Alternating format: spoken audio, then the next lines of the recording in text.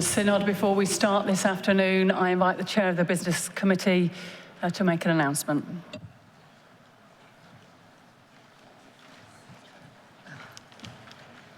Thank you, Chair.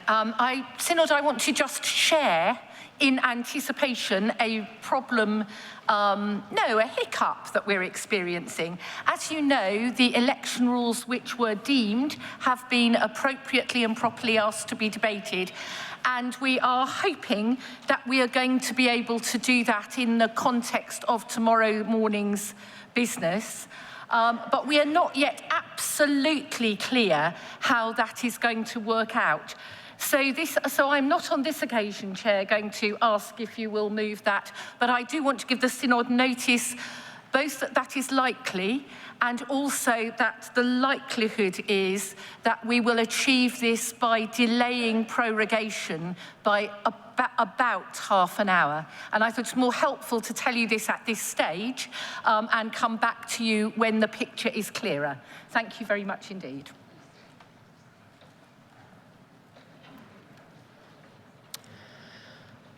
So now we move to item 11,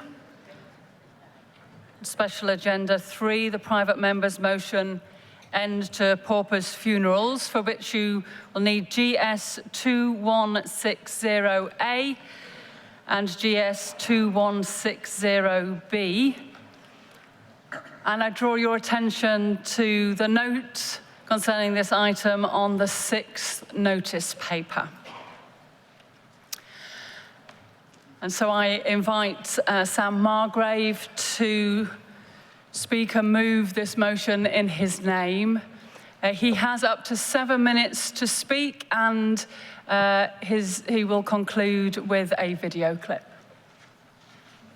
Sam Margrave, Coventry 292. Thank you, Chair. In 2018, I watched an ITV news report by Chris Choi, which we will play at the end of this speech. This tells the story of Jack, who lost his dad, and his mum. And we need to answer the call of families like Jack and his mum. In fact, my own dad died in 2016, and he worked all his life, but he was terminally ill at 58. And at the time, he was on benefits. And if my dad had been in a care home any longer, his estate would have been spent. So my brother, sister, and I would have had to fall back on a pauper's funeral. This really could happen to any of us. I want to thank the extensive media coverage this motion has gained, which has provided significant awareness and recognition. The nation is following the Synod response. The Church of England reaches into every community and can make a profound difference if we choose to. We have a moral and theological imperative to do all we can to change policy and transform the experience of the poor. There have been a 70% increase in the number of paupers' funerals between 2015 and 2018, with this figure expected to grow. While local authorities try to meet the growing need, the state, society, and the church are failing to respond appropriately to a broken system. Councils all have different practices, so the experience of paupers' funerals can mean no one being allowed to be present at a service, or a service at a time that makes attendance impossible. Ministers not being allowed to take funerals. Churches prohibited. Ashes often not returned, and pastoral care is rarely provided to support the bereaved. There's no headstone allowed in many councils, enforcing a policy of unmarked graves, or indeed common or shared graves are even used. Paupers' funerals are a major public policy issue. This motion is a real test for the Church to show our bias to the poor and to offer moral leadership to a society on an issue of national importance. Proverbs chapter 31, verses 8 to 9, calls us to speak up for those who cannot speak for themselves, for the rights of all who are destitute. Speak up and judge fairly, defend the rights of the poor. And those who die in destitution should have rights too, and should be treated with dignity. Their deaths have shown that they were among the most poor and needy of society, and although in their lives they probably would often have been denied their rights, they should not be denied them in death. I've asked for an independent task force because this is a complex issue, and we need to create a space where the stories of those who have had paupers' funerals can be told. And members of this synod have a voice with experts and stakeholders coming together to recognise, reflect and respond to this issue. We need a group that can coordinate and develop joined-up thinking to offer meaningful change to existing discourse on paupers' funerals. It should be an independent group and bring together local government, council leaders, government and others. Task groups and task forces are new, and the church is beginning to grapple with them, so I understand the resistance from some. But this is a real opportunity to invest resources and time that we have into paupers' funerals, so that as they are today, we can bring them to an end. And I believe the best way to achieve that is through an independent group. Funerals play a central role in our society and national life. Whether for the departed or those who mourn, funerals offer comfort, care, and an opportunity to say goodbye. Matthew chapter 5, verse 4 says, "Blessed are those who mourn, for they shall be comforted." With no one else offering open arms, it falls on us, the church, to provide that comfort to those in need of the love of Christ. And the next step in this process is for us as individuals to use our influence in our communities, to speak to councillors in our own areas, as I have done. And you will find that they will listen, and we can ask them to change their own policy. Collectively, though, the church must also undertake work to play its part in tackling this great social ill of our age at a national level. We should also share good practice across the church with stories of how we responded well, so that we can learn from one another. It is through both a personal and institutional response that together we can make a real difference. And that includes both acts of love and kindness, as well as keeping the poor in our prayers always. Thank you.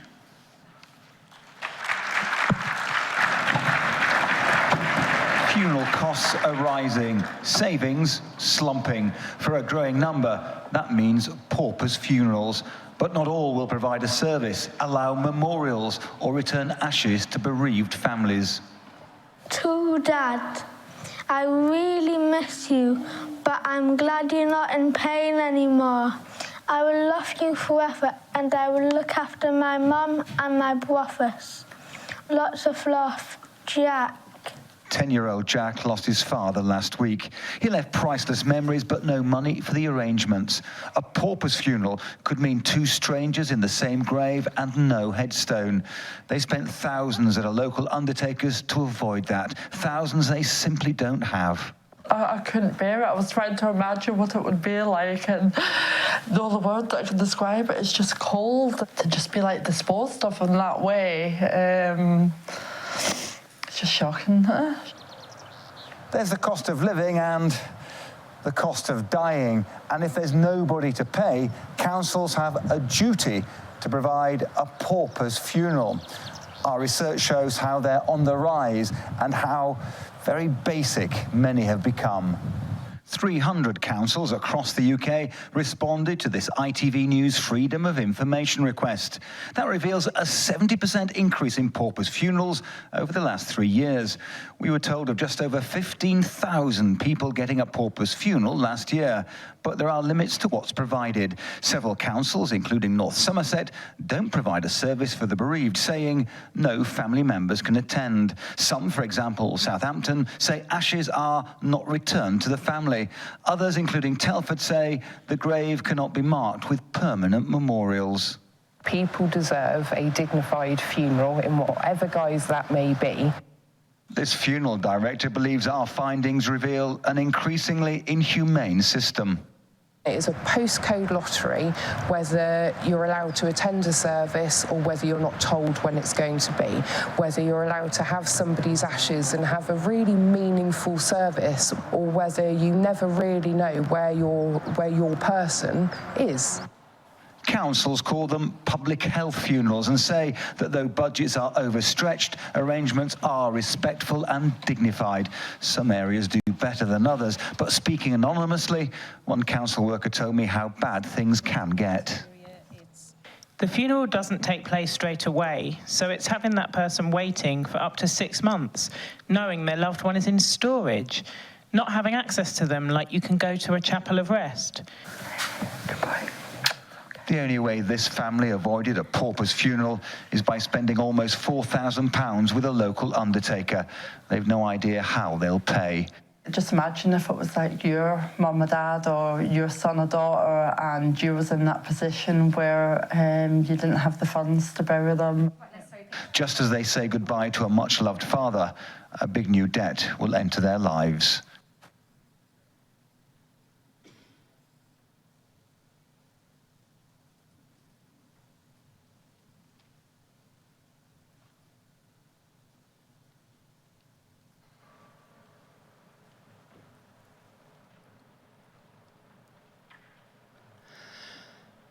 So we now have some time to debate the motion as it stands. Those who wish to speak would indicate.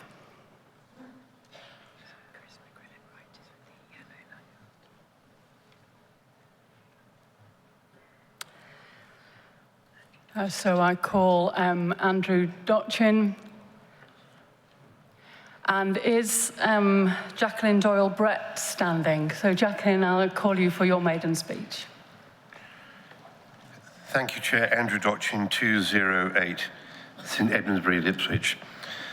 I would like to declare an interest in that I represent General Synod on the Church's funeral group and as well as on the British Council of Funeral Services. In the historic fight against sin, the world, the flesh, and the devil, we have gathered some of the most egregious of them together and named them as the 7 deadly sins. This is not to say there is a hierarchy of sin. As has been said in many a sermon, despite inflation, the wages of sin remain the same. All sin is in some sense deadly. But these 7 seem to hurt more than ever. They describe the things at the heart of our waywardness. And Mother Church has provided an antidote for them by calling us to practice the 7 corporal works of mercy. 6 of them we should be familiar with, as they describe the difference between sheep and goats in Matthew chapter 25. Care for the hungry and thirsty, the naked and the stranger, the sick and the imprisoned. But the 7th comes from a different stable altogether.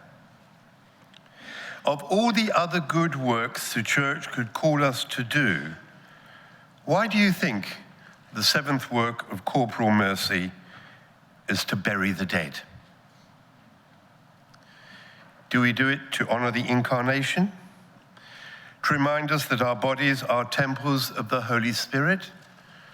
To let us know that we are all destined for something other than this flesh? Maybe even to compel theologians to occasionally plumb the depths of the Book of Tobit.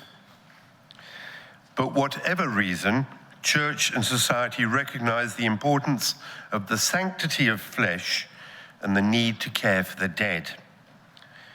And when we don't do this, we slip into the realm of sin.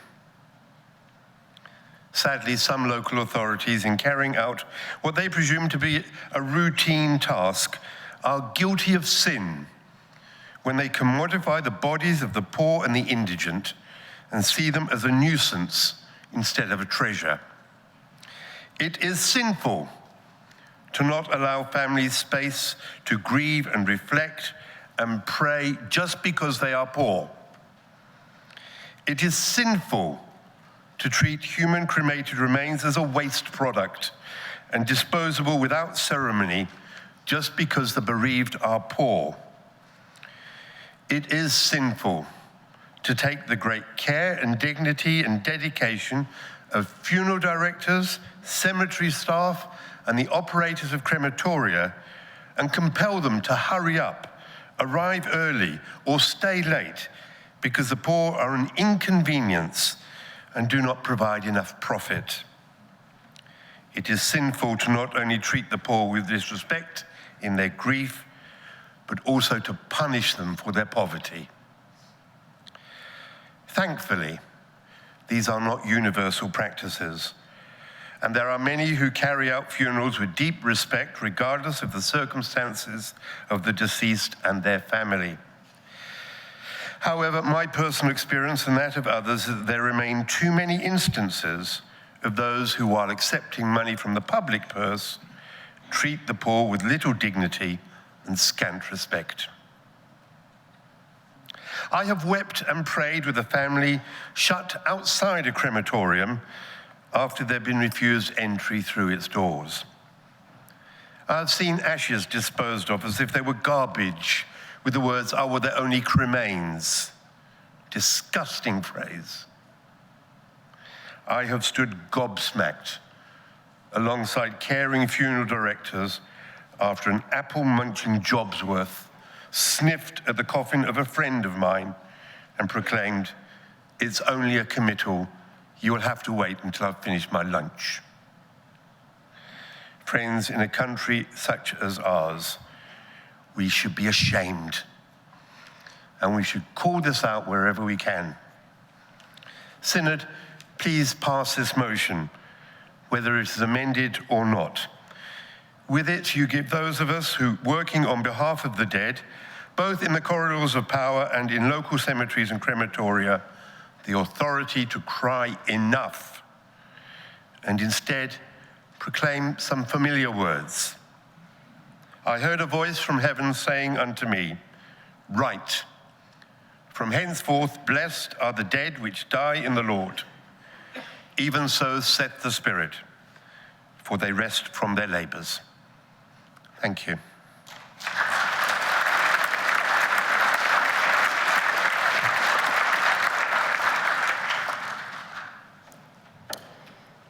Jacqueline, you have 5 minutes. After this speech, I'll be calling on the Reverend Tiffer Robinson to speak to hit the motion standing in his name. Jackie Doyle-Brett, York 241. Thank you for calling me, Chair. A while ago, quite a while ago, when I was studying for my history degree, my dissertation focused upon the welfare reforms of the 1830s, especially workhouse legislation and the phrase deserving and undeserving poor. One word littered the primary sources, and that was pauper. I do find it quite sad that the documentation from this synod will also include such a word, especially when attached to funerals. However, Mr. Margrave's motion today highlights the real necessity for us not only to reflect upon this issue of funeral poverty, but to do something about it as the body of Christ. Both GS 2160A and B explain in detail the scriptural and theological imperatives, so I will not repeat them. This is an issue that sadly comes down to the lack of money and its impact. Last year, one of my messy church families found themselves in crisis. The eldest son, aged 21, had committed suicide due to complex reasons that included drug debt. Mum, a single parent on benefit with 3 younger children at primary school, was crippled with grief. When I visited her, one of the first things she said was that the family and friends had chipped in to get the deposit for the funeral. In her grief, she had the additional worry about paying for her son's funeral. I knew that the only burden I could lift at that point was to arrange to waive all fees associated with the church. The funeral director then significantly reduced their fees. This had an impact. It allowed this mother to grieve for her son without the additional financial burden and worry. And when we met again, it was to focus upon the life and death of her son and to write his eulogy. I didn't know this family through traditional church, but through messy church, and because of that, I was entrusted with the funeral. But how many in financial difficulty do I not know about? This motion helps us to highlight and bring to the fore funeral poverty and what we as a church can do about it. Mr. Margrave's motion calls for a task force, and the summary suggests using the resources we already have. I would support either. What is important is using whatever means we have towards ending funeral poverty and increasing church involvement. How many of us here today have stood in the crematorium vestry looking at the list, shaking our heads or tutting at the ever-decreasing Church of England presence. I have learnt many things in the past almost 5 years on Synod. For instance, how easy it is to debate one or two words, which can often be important. That is not my intention here, but using outdated, antiquated language is not helpful when talking about human distress. I've also learned that things do move slowly. Yes, the phrase pauper funeral should not return to the Synod, but more importantly, we need to work together in whatever way gets the job accomplished to create a system that allows our brothers and sisters to die and be buried with dignity, and a system that allows us as a church to weep with those who weep and to comfort those who grieve. Going back to those 19th century phrases of deserving and undeserving poor, I would hope in the 21st century we believe that no one deserves to be poor or find themselves in funeral poverty or debt, or to be denied a church funeral with all that brings, including ongoing pastoral care. No one should die or be buried alone, and we as a synod should support this motion and help make funeral poverty a thing of the past and not the future. Thank you.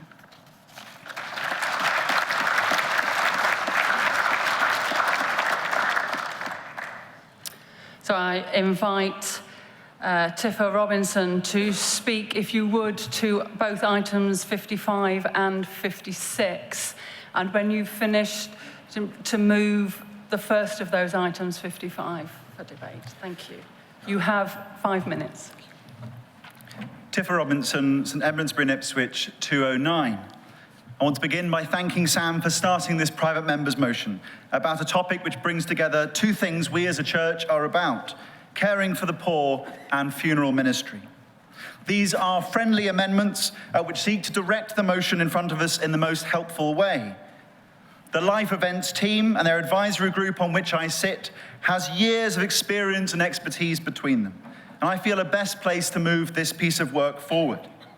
I want to pay tribute to the ministry of Sandra Miller, who heads up the Life Events team. She is enthusiastic about these amendments and is in the gallery today. She's passionate about good funeral ministry and the church's role in ministering to people at the hardest time in their life. What she doesn't know about funerals isn't worth knowing. Although a task force would have consulted the Life Events team as well as the church's funeral group, some of the issues around paupers' funerals and local authority funerals are incredibly complex. They vary so much around the country, it's not a national picture. The Life Events team can truly hit the ground running on this work. My first amendment also asks that there are some resources directed towards this, so this doesn't just become another part of an already busy brief for the team, but this does get addressed specifically in a timely manner.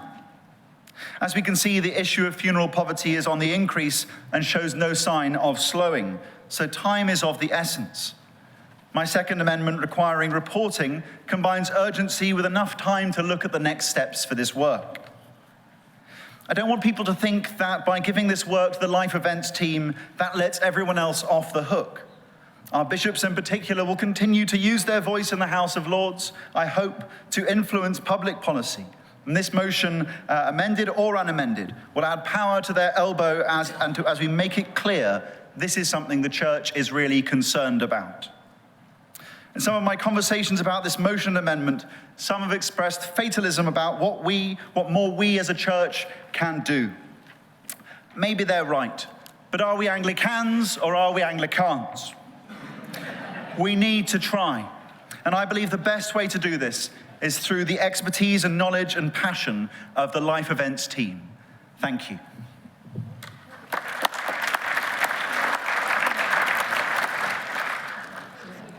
I move my first amendment. Thank you, and so I invite Sam to respond. Thank you. Sam Margrave, Coventry 292. I want to thank Tifa for moving this amendment. While we are of one mind on many of the issues around this subject, we differ on sending this to this particular group. Now, I disagree that this is not a national issue. It is a local and a national issue. And if we think about prayers at councils, for example, the church worked to call on the government to provide guidance. And what I would like to see is an externally facing group that coordinates and brings together stakeholders, including the Life Events Advisory Group, the MPA, and others.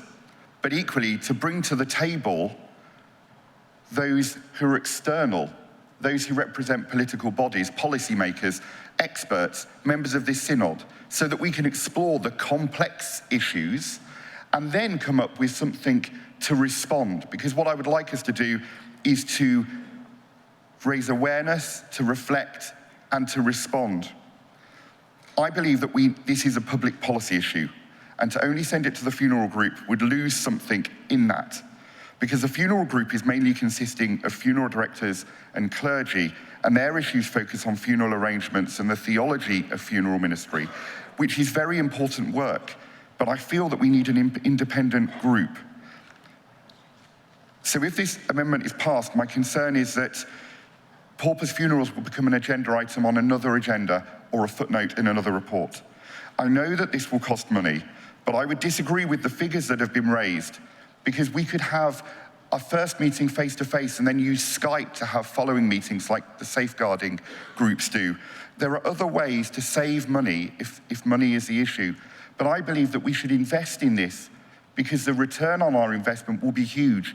And the poor need us to have a group that will listen and that is independent and takes into account all of the issues, not puts it into one particular focus, because the whole issue may be lost.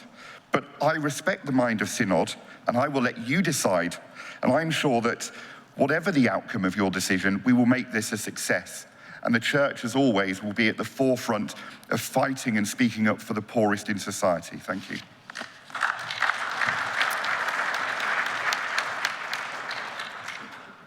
As Sam does not accept this amendment, it will fall unless I see 25 members or more indicating that they would like to debate this amendment. Do I see 25 members standing or indicating?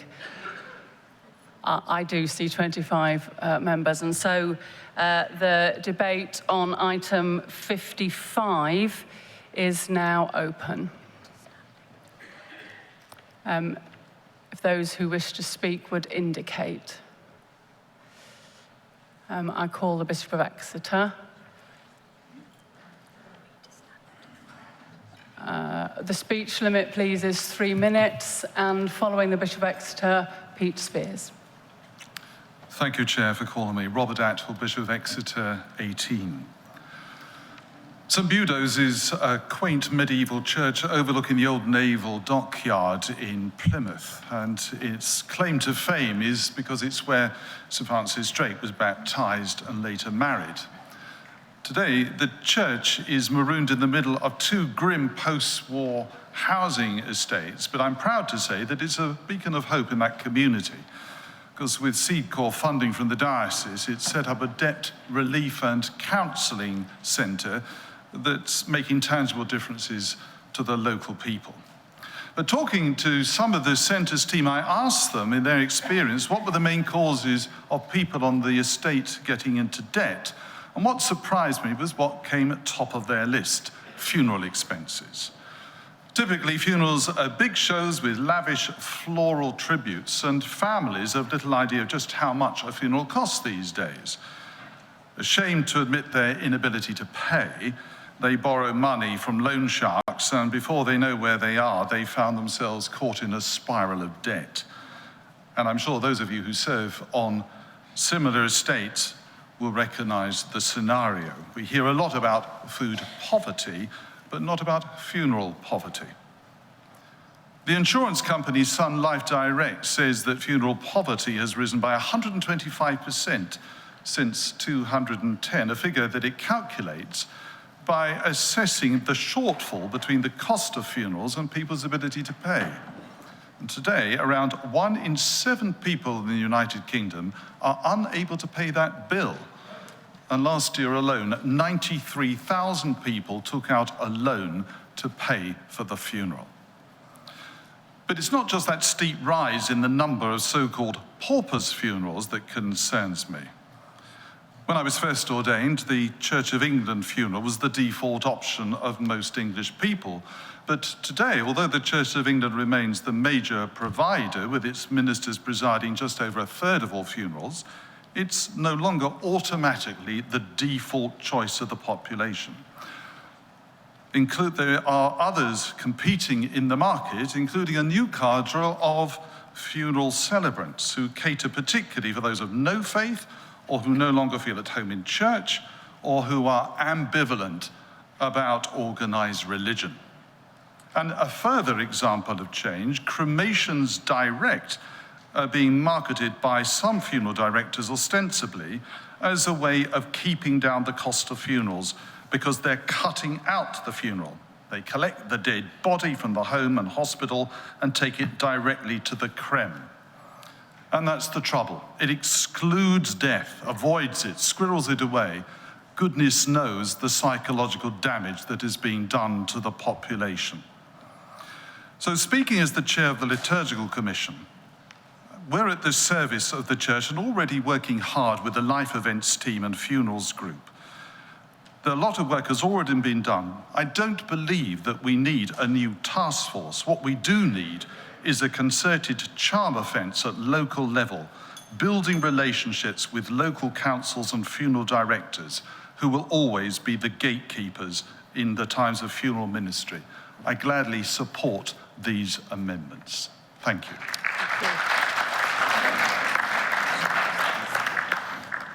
Pete Spears, Liverpool 156. I'm also speaking in support of Tiffers' amendment. And I also want to, at the outset of my speech, just to say, I think that the title of this motion is the end of paupers' funerals, not funeral poverty in general. Perhaps that's the second bullet point, but the focus seems to be end of paupers' funerals, as I think we should be calling them public health funerals. And of course, funeral poverty is a symptom of poverty as a whole, and that's the context in which these issues arise.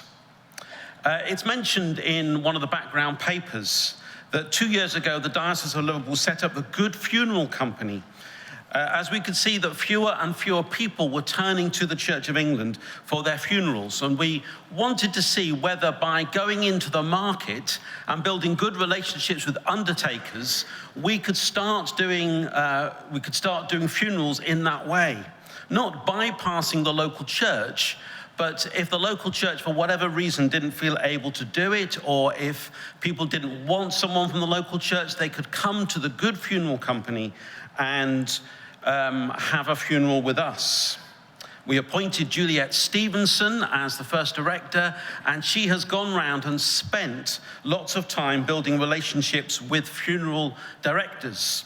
And they now turn to her in certain circumstances and ask for if she can, or one of our celebrants, do a funeral. She's also said, we will do public health funerals for you as well. And you can ring me if you're not sure who else to contact in these situations, and we will provide a celebrant to do the service, and we will do it well, and we will even remember them afterwards in the cathedral at a memorial service. And that has also been useful. And the point of that is that it requires local action. In the Diocese of Liverpool, we have 6 local authorities, so there are 6 public health departments that Juliet has to deal with. And one of the answers to this issue is for every diocese to build good relationships with their public health departments in the local authority, so that you can say to them, if you ever need someone to be a celebrant of one of these funerals, we will do it. Because we believe that everyone is made in the image of God and is unique and precious. Juliet is a part of the Life Events Advisory Group, so you'll be able to call on her expertise. We don't need a task force. We've already got things in place, so let's vote for Tiffers' amendment. Thank you.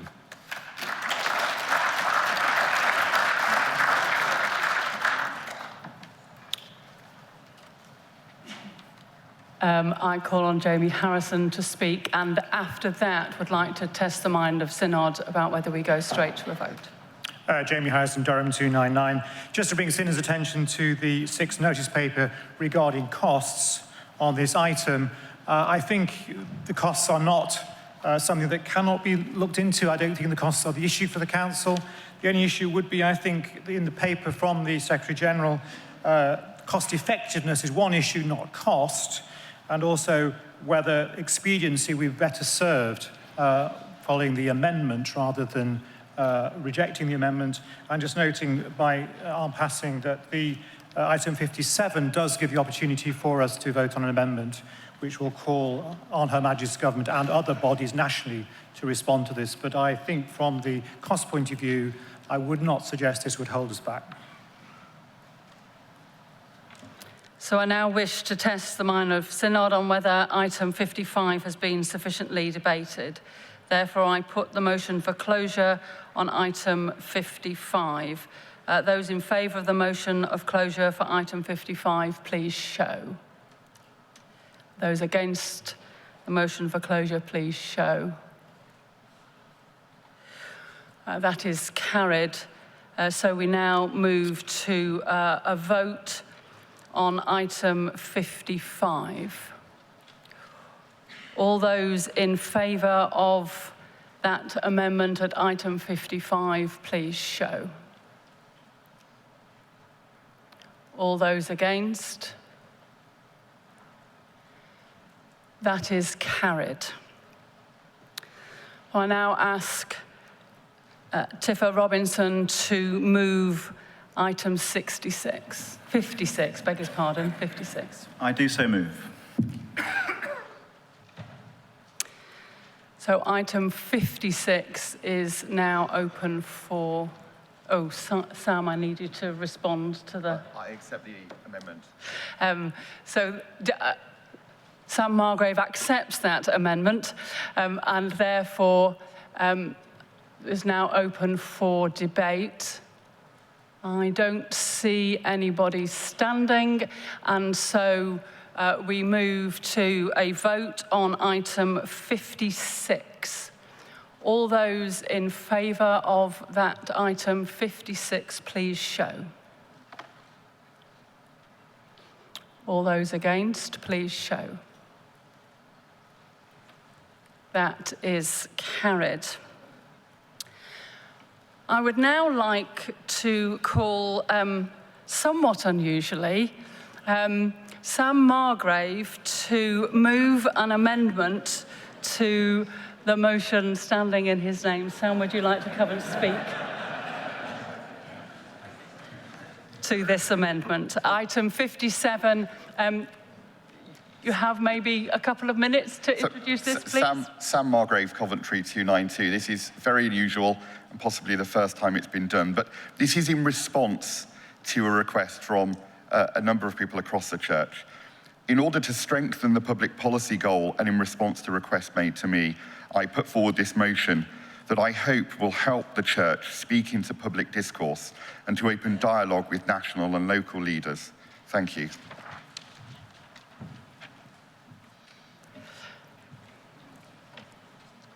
Sam, do you accept your amendment?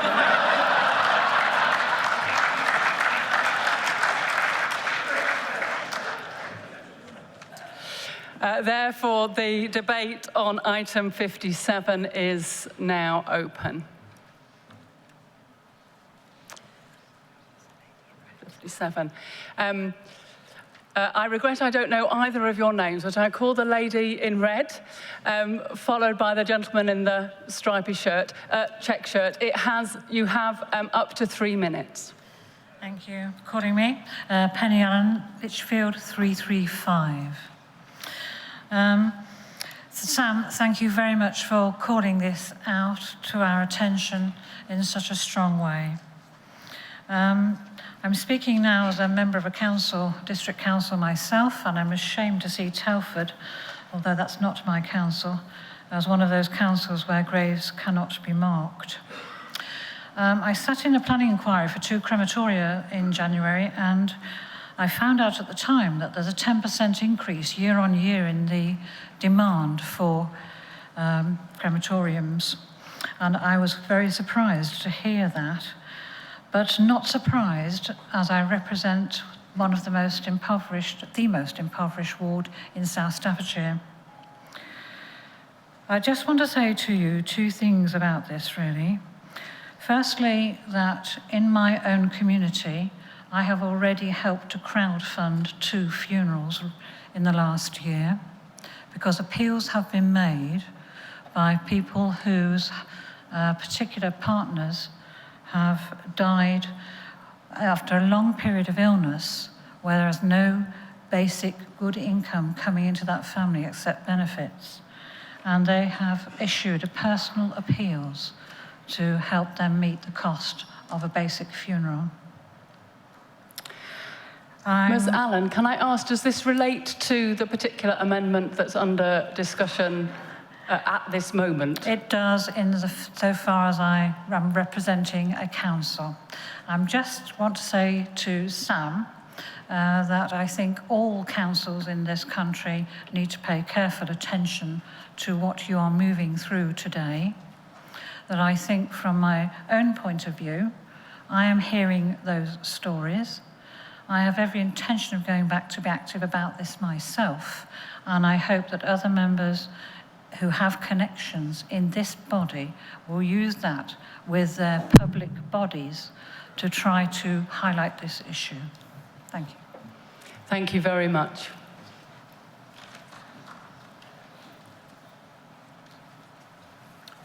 Philip French, Rochester 388. Thank you, Madam Chair.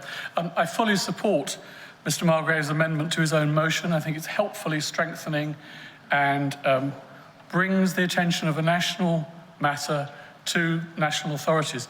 I'm just slightly concerned about the wording of the final phrase in it, which reads, "The return of the departed where permitted to family members." And I just wonder if that's quite the text that Sam intended. Did he mean the return of the cremated remains of the departed where permitted to family members? Thank you.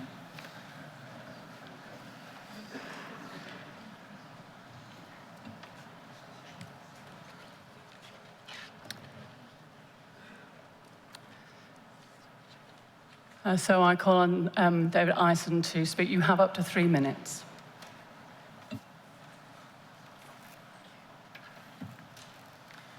David Ison, 54. It's just to make a comment on the wording and the lack of inclusion in the wording. This presumably is not simply for the benefit of the church, but for all groups in the country.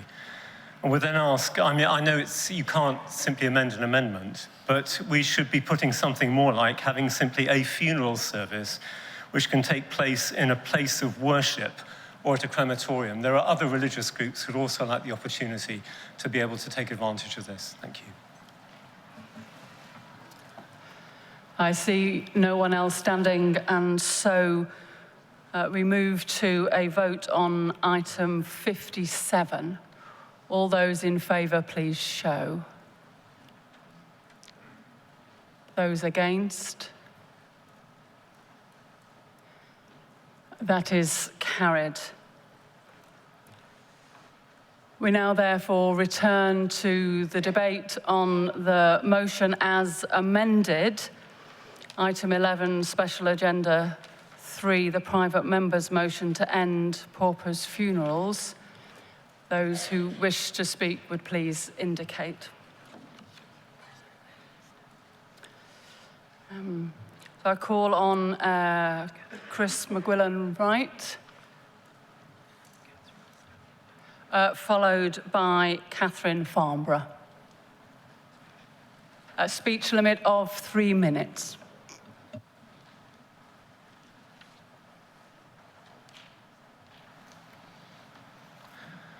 Chris McQuillan-Wright, 229 Truro. Thank you, Chair, for calling me. I stand here as a simple parish priest with over 2,500 funerals behind me. For those of strong faith, of no faith, of many faiths. For families who profess to be Wiccan, Buddhist, Judaism, and Druid. Always paramount, though, the universality of the love of God to all people, regardless of distinction. Therefore, the collusion we as a church are blindly walking into of a two-tier system of bereavement based on financial welfare is a problem in the making. This synod, we have lamented and recognised our shameful role in the past treatment of others with a conscious or unconscious bias. With regard to bereavement, we are doing the same again, colluding with a system that currently exists on financial affordability. Since when has the church not inclined its ear to the poor?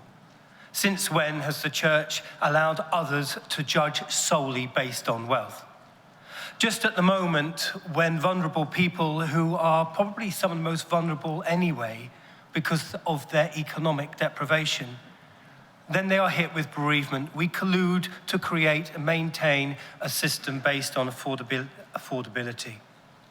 I have stood in a crematorium car park with a family living in funeral poverty, denied the choice of day, time, denied attendance into the chapel. They stood in the car park to watch their loved one unloaded and pushed into a building 50 meters away. I was not allowed in the chapel, nor allowed to say any form of words, but of course, turning my back away to the camera facing on the car park, I did. Since when is grief allowed to be treated as clandestine and loving care to be hidden? It's already been said that crowdfunding to pay for funerals is increasingly becoming commonplace. We see the best in our communities at such time, but that isn't enough. We need to make a stand, and it will be a costly stand. For us to have an authentic voice, we need to wrestle once more with the issue of our fees as part of the discussion. Are we defending the poor and the marginalised, the vulnerable and the grieving? Or are we determining the future apologies of our successors in this place for the sake of the financial solvency of an institution? I fully support this motion. Thank you.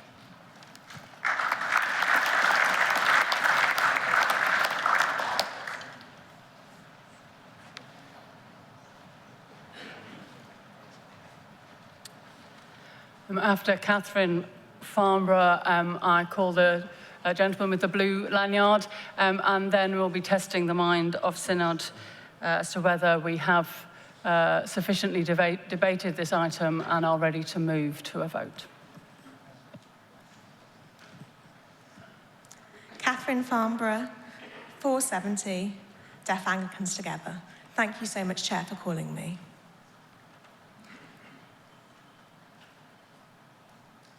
So I wanted to talk to Synod today a little about the situation of deaf people, particularly thinking about the financial implications for some deaf people in the current funeral system. Of course, we'd all agree deaf people need access. It's paramount that they're able to access all services in our mind, I'm sure. But just to provide two brief examples of where this isn't currently happening. Recently, a deaf person had a pauper's funeral. There was no attempt made to engage members of the deaf community. And for many deaf people, they consider the deaf community a second family to them. So it feels increasingly sad that no people didn't have access to mourn. The deaf people who they were indeed very close to and they would consider their family, in fact, didn't even know they departed until after the service had happened.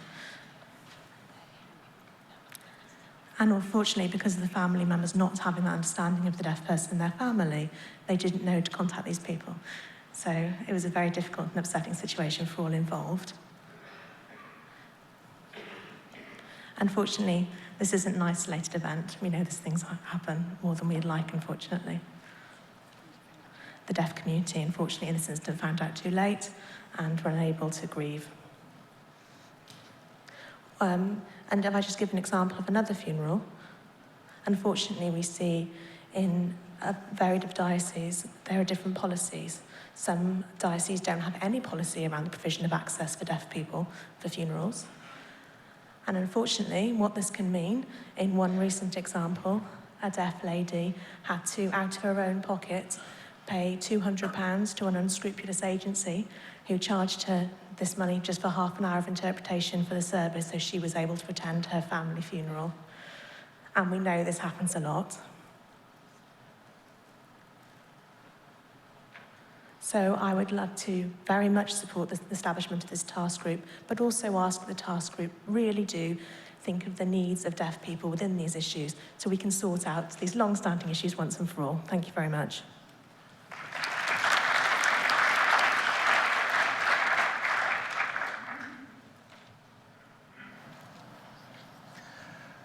Peter Brookwald, thank you, Chair, for calling me. Salisbury 210. Thank you, Sam, first of all, for bringing this motion, this topic for us to reflect on and debate together as a synod. It's a really, I believe, an important topic that goes right to the heart of us proclaiming the gospel of Christ once more to our nation. Later this month, I'll be conducting a Thanksgiving service for a lovely family following the experience of them not being able to pay for their own funeral of both a father and also a husband.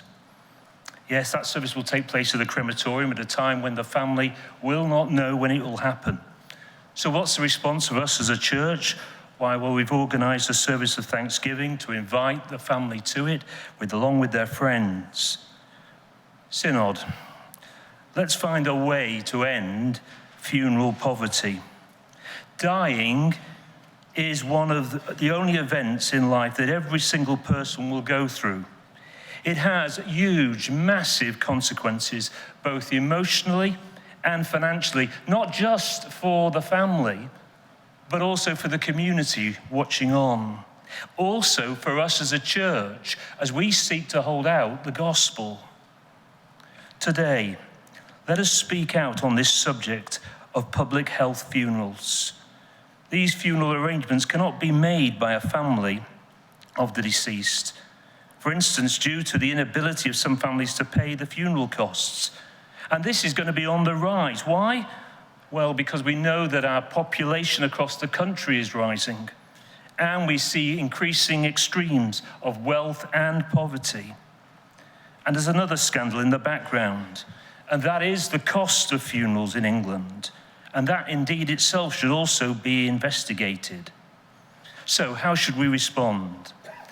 I believe that it's time for pastoral care that walks in the steps of Jesus Christ to once more be on the front foot. This is a time for mission as we seek to hold out the gospel to the lost and dying world, offering hope of resurrection, the resurrection of Jesus. For surely he was the one who came to speak to those who were poor in our world. This is a time to stand alongside those who are the poorest and the weakest in our society. For Jesus showed us that we are to be a people of compassion. Therefore, I wish to commend the idea of a person-centered funeral. And I hope that the future task force or group, whoever investigates this, might find a way of levelling maybe a small additional charge to ordinary funeral costs, so as to make a source of funds available to help the poorest and neediest and most disadvantaged. And thirdly, I'd like to encourage this group to look into our relationships with funeral directors across the country so as to improve our pastoral care for all who are mourning. I support the motion.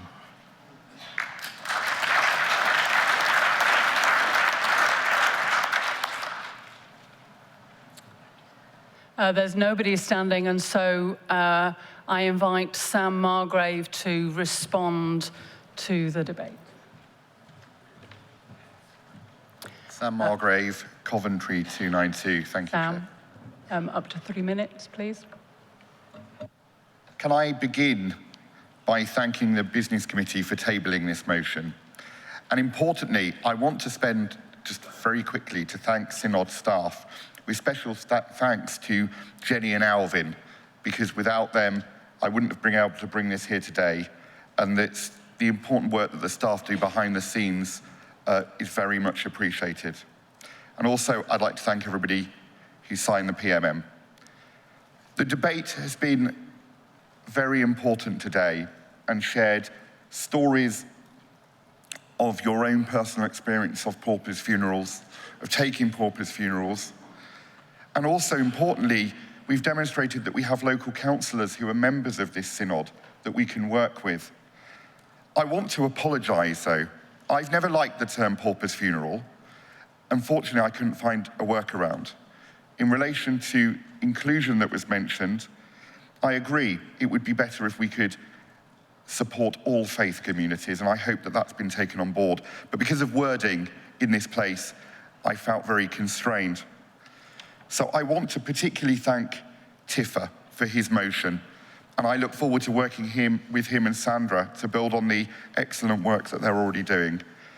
And I also want to thank the other speakers, particularly Catherine, with her story of her friends and your own experience, and it was very moving. And I hope that in future we can begin to improve the situation, not only for you and your friends, but for everybody in this country, and that the church can be there standing with those in need, as Jesus Christ stood with those in need, because that is truly what we are called to do. Blessed are the poor. Thank you.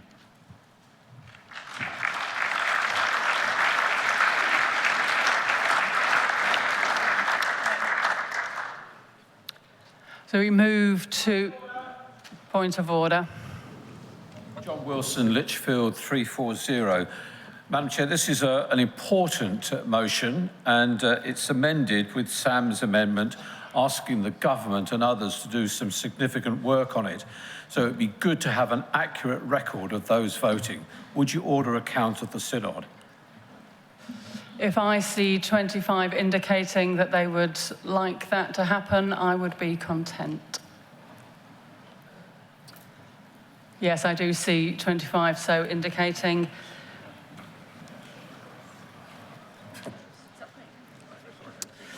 And so I order, any moment now I will order.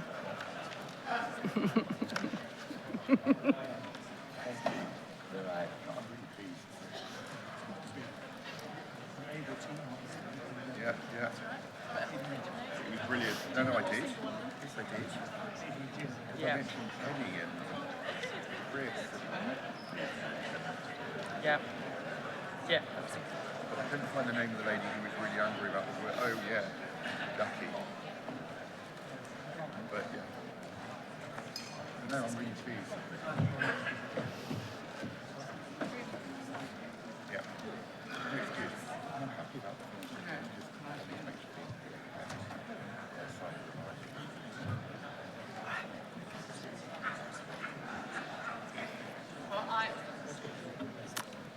I order a counted vote of the whole synod.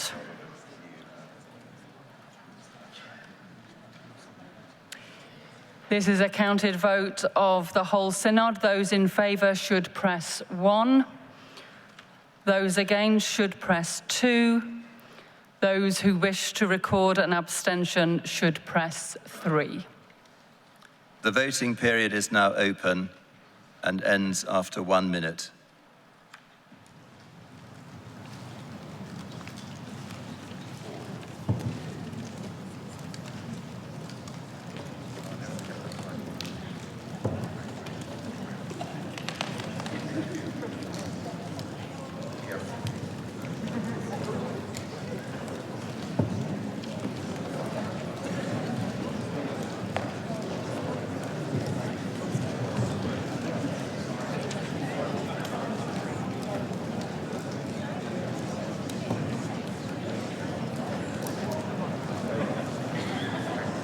Fifteen seconds left to vote.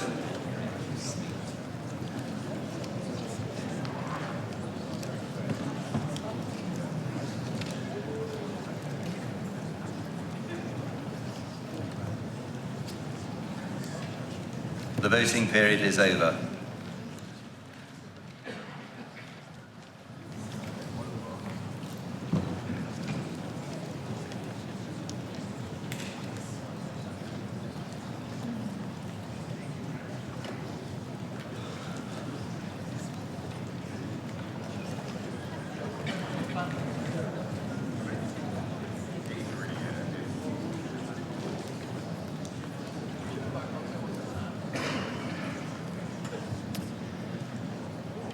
The vote on item 11 is as follows. Those in favour, 273. Those against, none. Recorded abstentions, 1. The motion at item 11 was carried.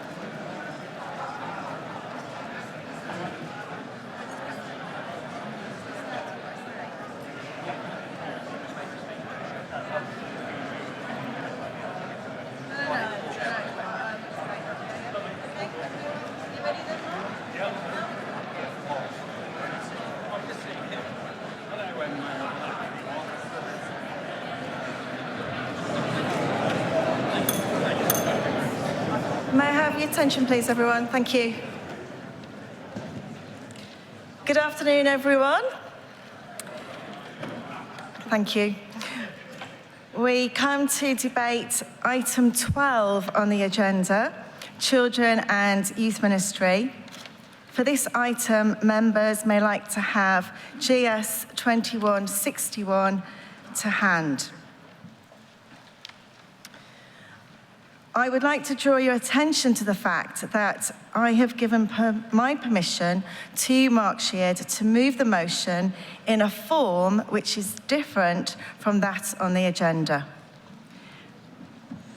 The difference is, wait for it, is that an additional paragraph has been incorporated, that is paragraph B. The text of the motion, therefore, as it is to be moved, is on the order paper 5 at item 12. As you can imagine, this type of debate attracts a lot of people wishing to speak, and so there will be, if you're hoping to speak in the debate, a speech limit of 3 minutes from the outset. So I call upon Mr. Mark Sheard to speak to and move item 12. You have up to 10 minutes. Thank you.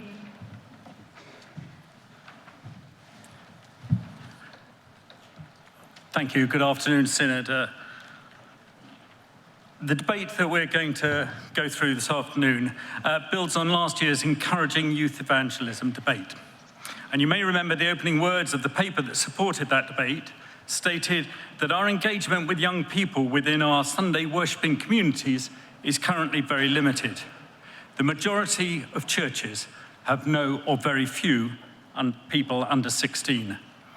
Synod requested further data on that, and that's why you've got the report that has been brilliantly prepared by Jimmy Dale from the Evangelism and Discipleship team and Ken Eames from Research and Stats, entitled Children and Young People in the Church of England. So what's today about? Today is about, firstly, reminding us of the urgency of this issue, and secondly, to encourage the whole church to take responsibility for responding positively to the challenges raised by the figures. I don't propose to mine the data contained in the report, but I do want to emphasise two key startling statistics on which this motion rests. Firstly, in the last 5 years, overall attendance of under-16s has decreased by 20%. That compares to a 12% decline in adult Sunday attendance. And secondly, in the last 5 years, the number of churches and parishes with 25 or more under-16s has decreased by 28%. That means that we now have only 903, less than 1,000, parishes and churches with 25 or more under-16s. Let that sink in for a minute. I want to let it sink in because it means that if these trends continue at the same speed, in less than 10 years, there will be no children or young people in our churches. Synod, we are facing an existential threat. So what is our response to this? For many people, those figures won't come as a shock. But we're so good at finding ways of avoiding having to do anything about them. We tell ourselves that we're doing our part, or that as we have no young people, we can't contribute. Or we say that that big church up the road has all the young people, and we can't compete with them.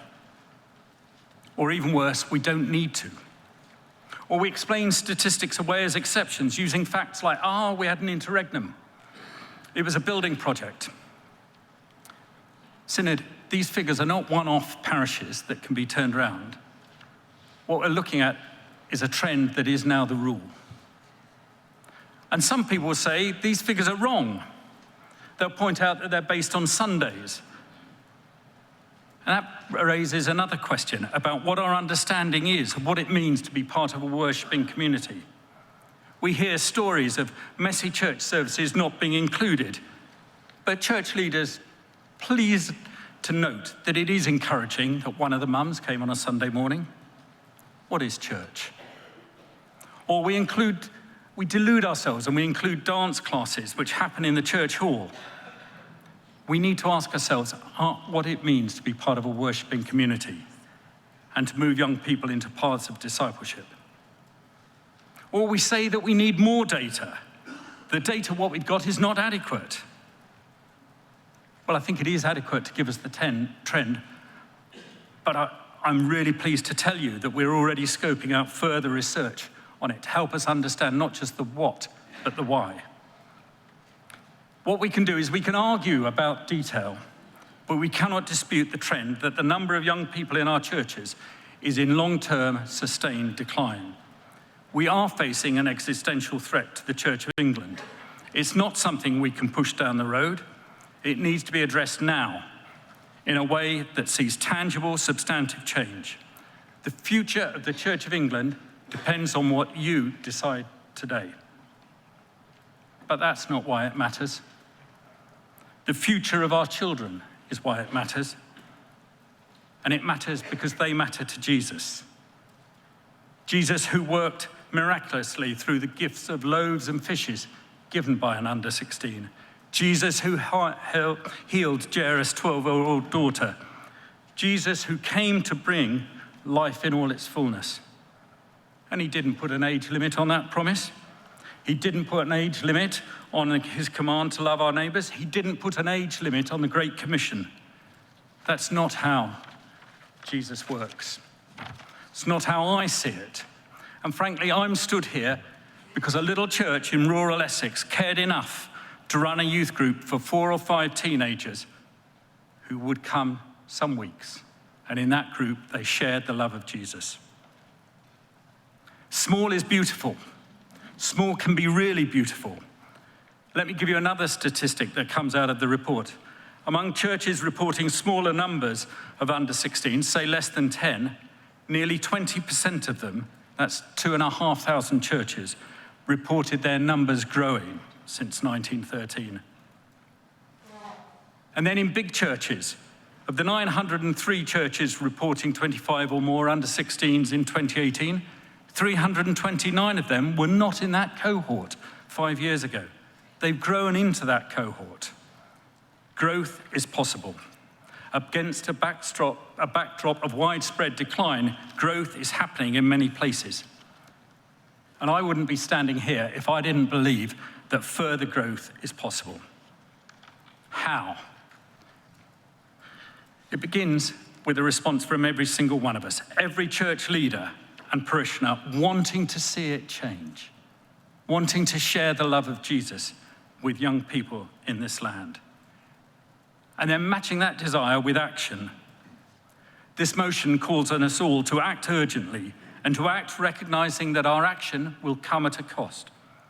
Investing in family ministry, running events like Messy Church, building links with local schools, running parent and toddler groups, engaging in long-term relationships with christening families, running midweek youth and children's groups.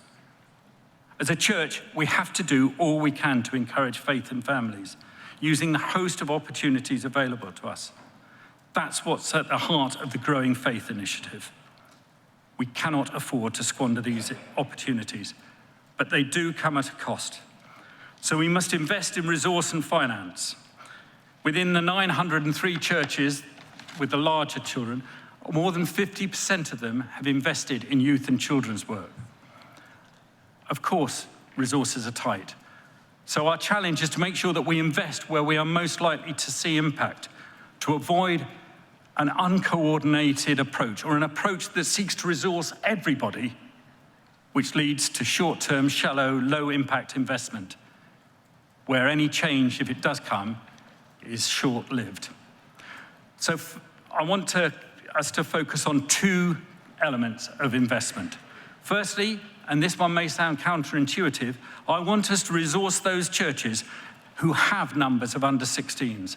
I want us to resource them to share their best practice, encouraging those of them who've been blessed to be open-handed and generous to help those who are apparently less well-resourced. You can see examples of that happening in places like London, Sheffield, Oxford, where they've run initiatives that have identified key churches whose youth, children, and families ministry is growing. And they've looked at how not only can they share their models of good practice, but how they can also help resource others who are less well-resourced.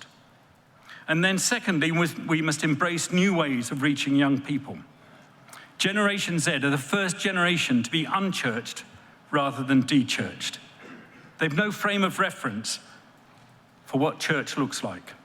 So we must be actively looking at the places where our children and young people are engaging and asking what needs to happen for them to see an active extension of those places as an active extension of church community, where they are offered space for worship, prayer, teaching, discipleship, and the sacraments, ensuring that their engagement helps build lifelong disciples.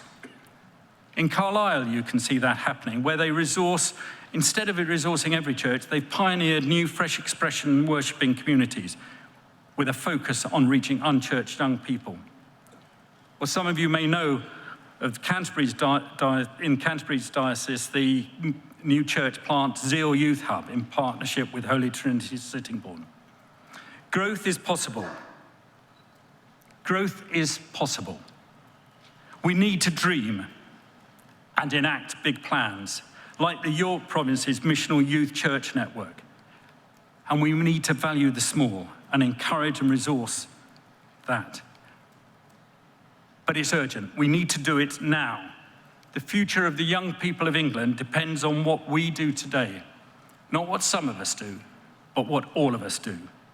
So, Synod, if you pass this motion today, which I urge you with all my heart to do, then in 2 years' time, the evangelism and discipleship team will return to Synod to report what we have all done together to address this issue, and how the God who does immeasurably more than all we can ask or imagine is blessing our endeavors.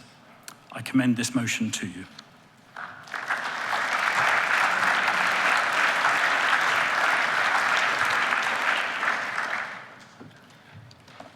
Item 12 is now open for debate.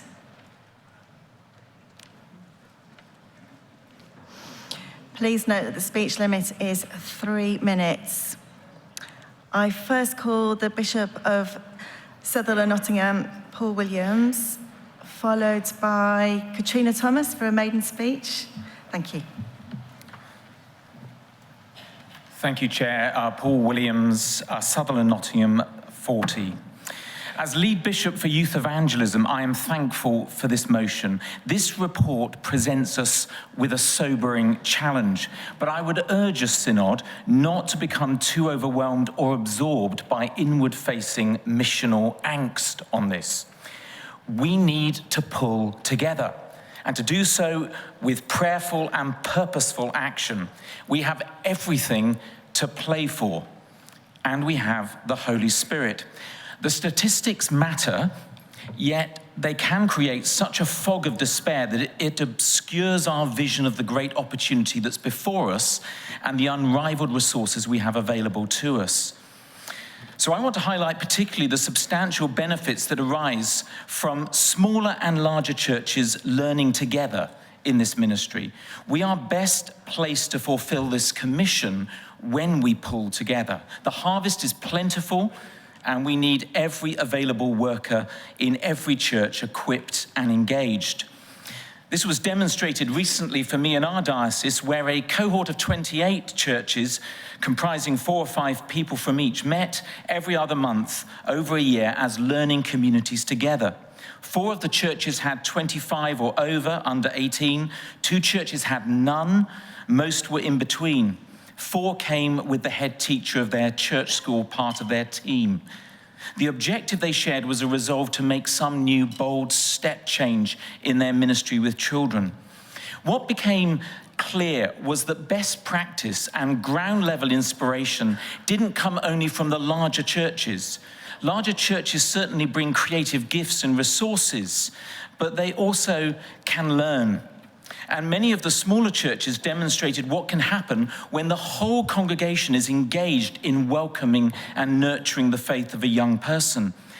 In smaller churches, it is more often seen as the responsibility of the whole congregation, whether that's reflected in the kindness and care of a young person learning to ring, or in a choir or music group as a server, or even being given the opportunity to lead and preach.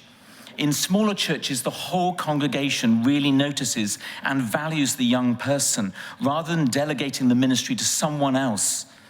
Some of our larger churches in the learning communities were hugely challenged by this and realized that complacency in their context can turn children and youth ministry into a department of the church which many have no interest or engagement with.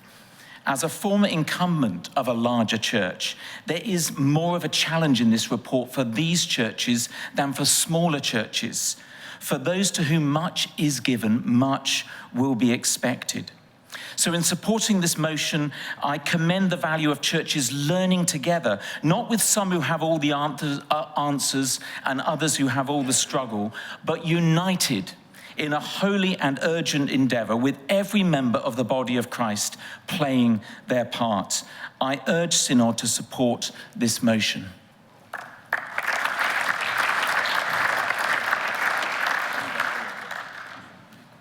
Thank you. Katrina Thomas, please. Thank you. Thank you. Katrina Thomas, Sutherland Nottingham, 418. Thank you, Chair, for calling me to speak. As someone who has worked with children, young people and their families for 15 years now in a number of settings, I do support this motion and urge you to vote and support it yourselves. However, I would say that it doesn't go far or deep enough. Over the time in which I have done the work that I do, my whole adult life, in fact, since becoming a Christian at age 19, I can say hand on heart that I have not in that time come across a single church that does not want to engage with children and young people. In fact, most are desperate to, but don't know where to begin. They do not have the training, the experience and resources. I'm thankful to the Bishop for talking about the learning community that I myself was part of within the diocese. And larger resourcing churches do have a part to play in sharing good practice and physical resources. However, I do know that this is not just about those churches. It is about our new worshipping communities. It is about churches, smaller churches in areas of rural or urban poverty or otherwise. And this is about our cathedrals. We are the Church of England. This needs to be, I have to say, about resourcing everyone, not directly necessarily, but resourcing everyone to reach every child in our nation, not just those who live perhaps near a larger church. We need to be investing in training and resources, in elevating the status of this specialised ministry to and with children, young people and their families. If we were to suggest that those without sound training and discernment of their calling and suitability could be responsible for the spiritual well-being of large groups of adults, there would be an outcry. Yet each week, many faithful servants do this, working with children and young people. They want to see change. They want to see children in their churches. Many of these volunteers have minimal training, using resources that expect little of children and simply do not engage those children and young people in the world they inhabit. We need to hope for more and expect for more for our children and young people because they live in a strange new world with many challenges. They have so many questions that perhaps they didn't ask previously, questions about morality, faith, and the nature of their own identity. Are we, the church, equipped to answer these questions? Are we trained to pastor and minister to and with these young seekers and disciples? And so I urge each person here present this afternoon not only to support this motion, but to go away from this synod thinking about what needs to happen and to change. Our need for recognition for this vital area of ministry, this vital relational ministry. Do go and read the study commissioned by the Bishop of Leicester last year about the challenges facing children and youth workers. I just want to sum up by saying that clearly from these statistics, something's not working and there is a need for change. It is often said the definition of insanity is doing the same thing over and over again and expecting different results. Perhaps with this in mind, it is time to change how we view, understand and resource this specialised ministry to and with children and young people, both now and in the future. Thank you.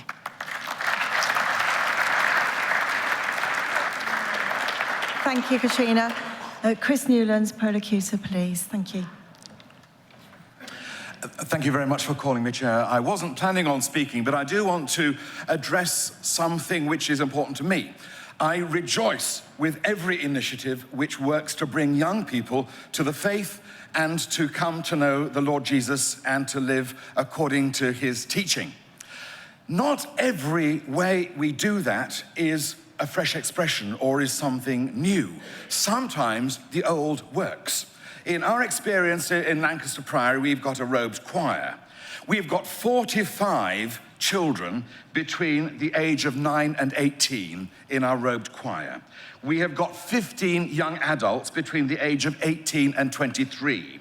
We have got 15 children between the ages of 7 and 9 in our children's choir, which is the prep for the robed choir. That's 75 young people between the ages of 7 and 23 who make music in our church. And it's a wonderful thing.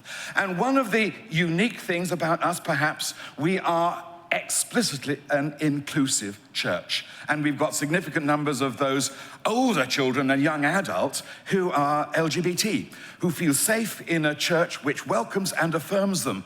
And perhaps one of the things we ought to be clear about in our mission and work with young people is how the inclusive agenda welcomes them, affirms them, and helps them to be who they are fully and truly. Thank you very much. Thank you. We're going to work our way through the amendments. As you'll see, there are 5 amendments on the notice paper. First of all, we will take the amendment standing at paragraph 58. So I invite Thomas Seville to speak to and move the amendment standing in his name. You have up to 3 minutes. Thank you.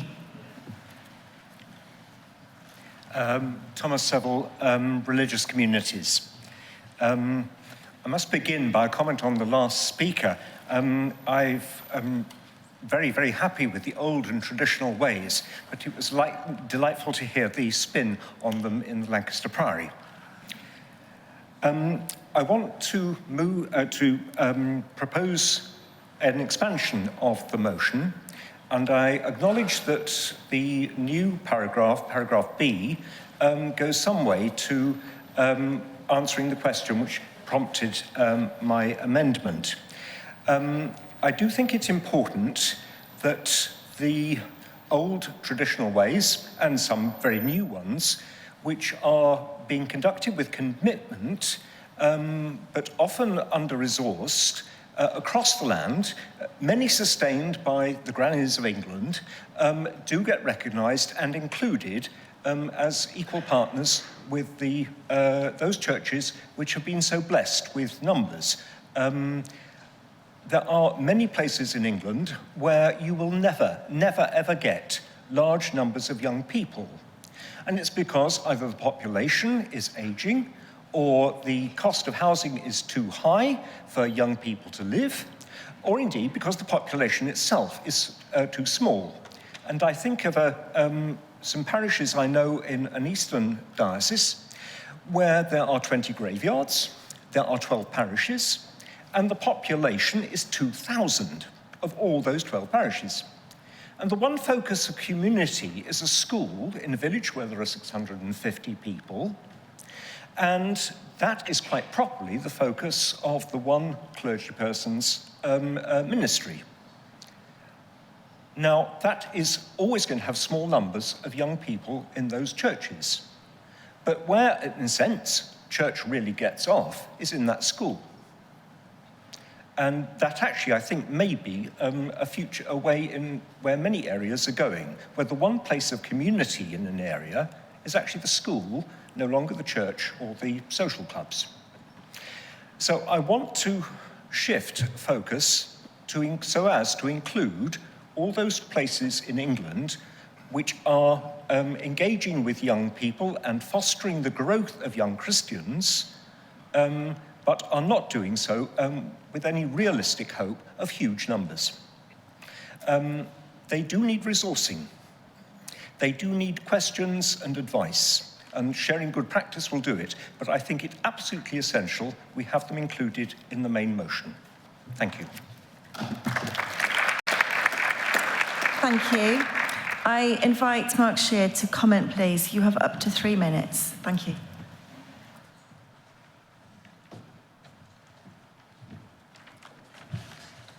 Thank you very much for that. I hope I made clear when I was speaking earlier that for very personal reasons, I have a heart for the smaller rural community where the love of Jesus is shared. But I also said that resources are tight, and we must invest where we're likely to see most impact. I also said, and I was delighted to hear Bishop Paul reiterate this much more clearly than me, that the challenge is not for the centre always to invest in the small, but the challenge is to the bigger churches that are blessed to cascade their blessing. So I think, although I have enormous sympathy for the sentiments behind the amendment, I think I want to resist it because I think it deflects us from it. And it will push us into a place where we say, we are going to try and do everything, and we will support every community from the centre with investment, and we will end up doing so in a shallow and short-term way. So I don't want to accept this amendment. I would like us certainly to continue to treasure and encourage our churches to treasure the small as well, but I'd like us to focus on the main topic of the motion as I put it. Thank you. In order for the amendment item 58 to be debated, I need to see 25 members indicating that they wish to see the item debated. If I do not, then the amendment will lapse. Do I see 25 members wishing that there be a debate on item 58? Yes, I do. Okay, so we'll move then to debate this item 58. Item 58 is now open for debate. Please remember to address your comments to the amendment, and remember that the speech limit is 3 minutes. The Bishop of Dover, Rose Hudson Wilkins, please, thank you. Rose Hudson Wilkins, 43, Bishop of Dover.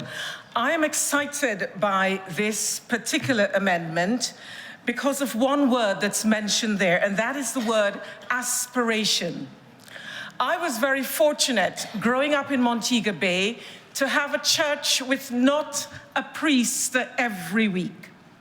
And so it meant that the wise old church lay reader decided that he would get the young people involved and engaged in the service.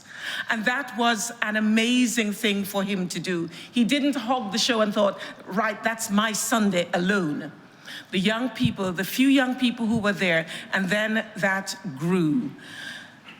I preached my first sermon at 14 years old. So I think what we need are churches with a real sense of aspiration, a real sense when our grandchildren come to visit and they say, I don't want to go to church. We say, we are going to church. And actually, frankly, if we're not excited about what we are proclaiming, then how on earth, and if our children and our grandchildren are not excited about it, then how can we expect the children in the village and the children from our school to be excited? So let's have this aspiration, and let's work together and pray and commit ourselves to being with our children and not seeing this as an added extra for some pioneer ministry or frontier ministry or something, or the name labels we want to give it. This is part of who we are. Thank you.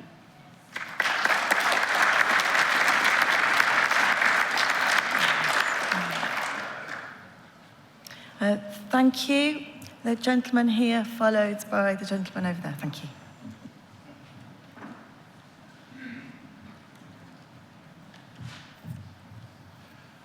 Gary Waddington, Leeds 139. I want to follow in agreement very much with what Bishop Rose has just said, because I want to support Father Thomas's amendment as well as all the amendments that appear on the order paper.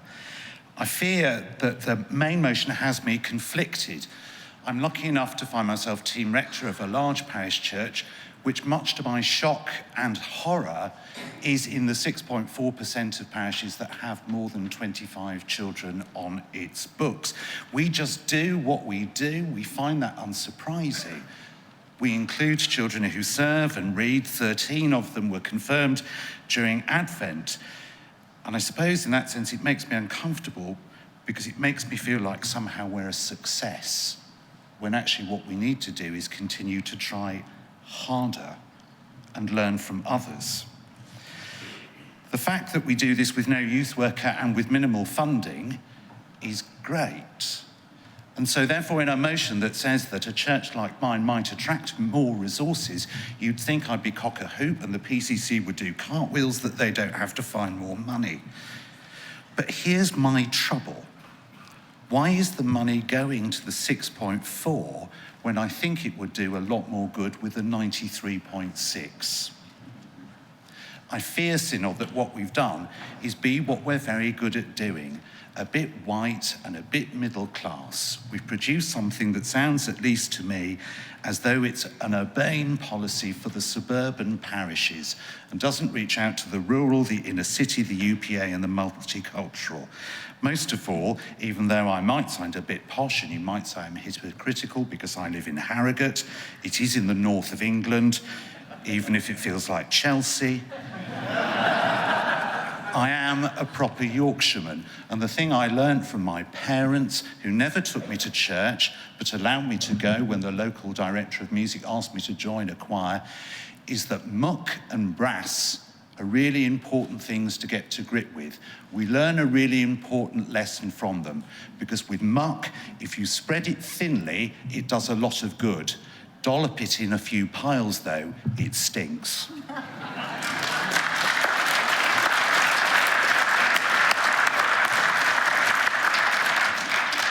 Thank you, Gary Waddington.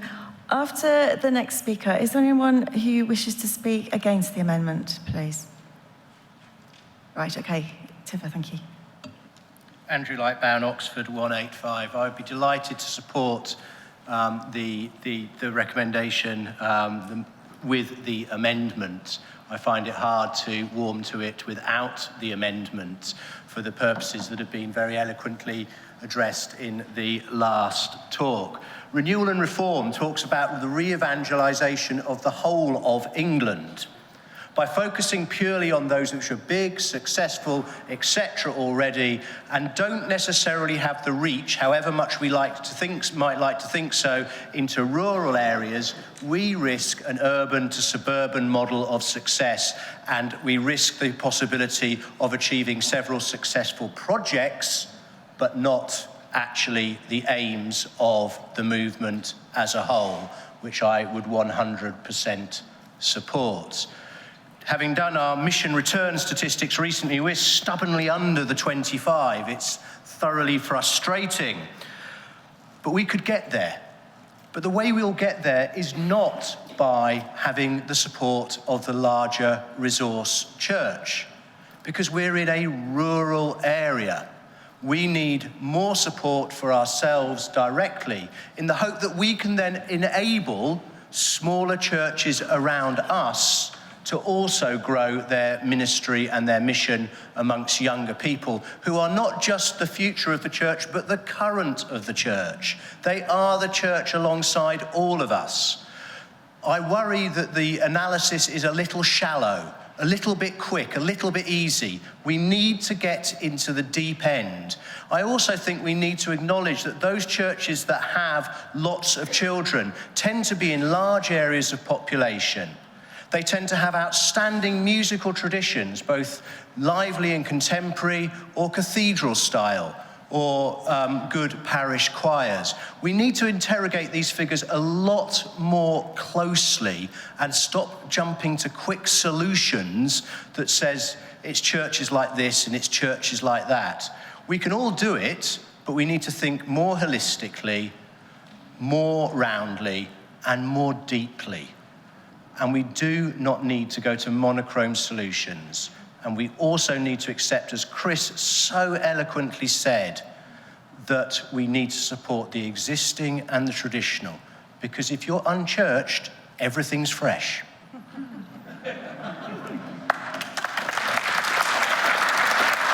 Thank you, Andrew. Tifa Robinson, please, thank you. Tiff Robinson, Evansbury and Ipswich, 209.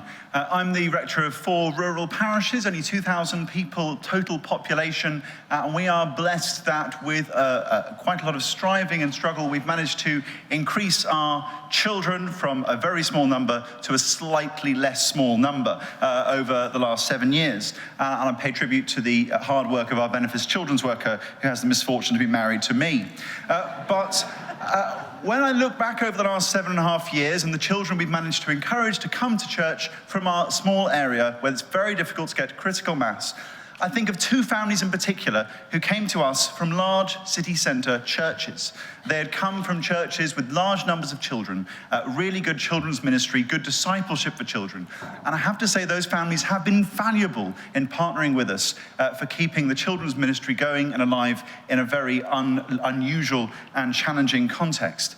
So I want to resist this amendment and other amendments that seek to generalise this motion. Because I think that those churches in city centres and urban areas of whatever tradition which are able to do this ministry well need to be resourced to bless the rest of the church, even in small contexts such as mine. Thank you. Thank you, Tifa. I now wish to test the mind of the Synod on whether item 58 has been sufficiently debated. I therefore put the motion for closure on item 58. Those in favour of the motion for the closure on item 58, please show. Thank you. Those against the motion for the closure, please show. Thank you. So we move to vote on item 58, the amendment standing in Thomas Seville's name. Those in favour of item 58, please show. Thank you. Those against, please show.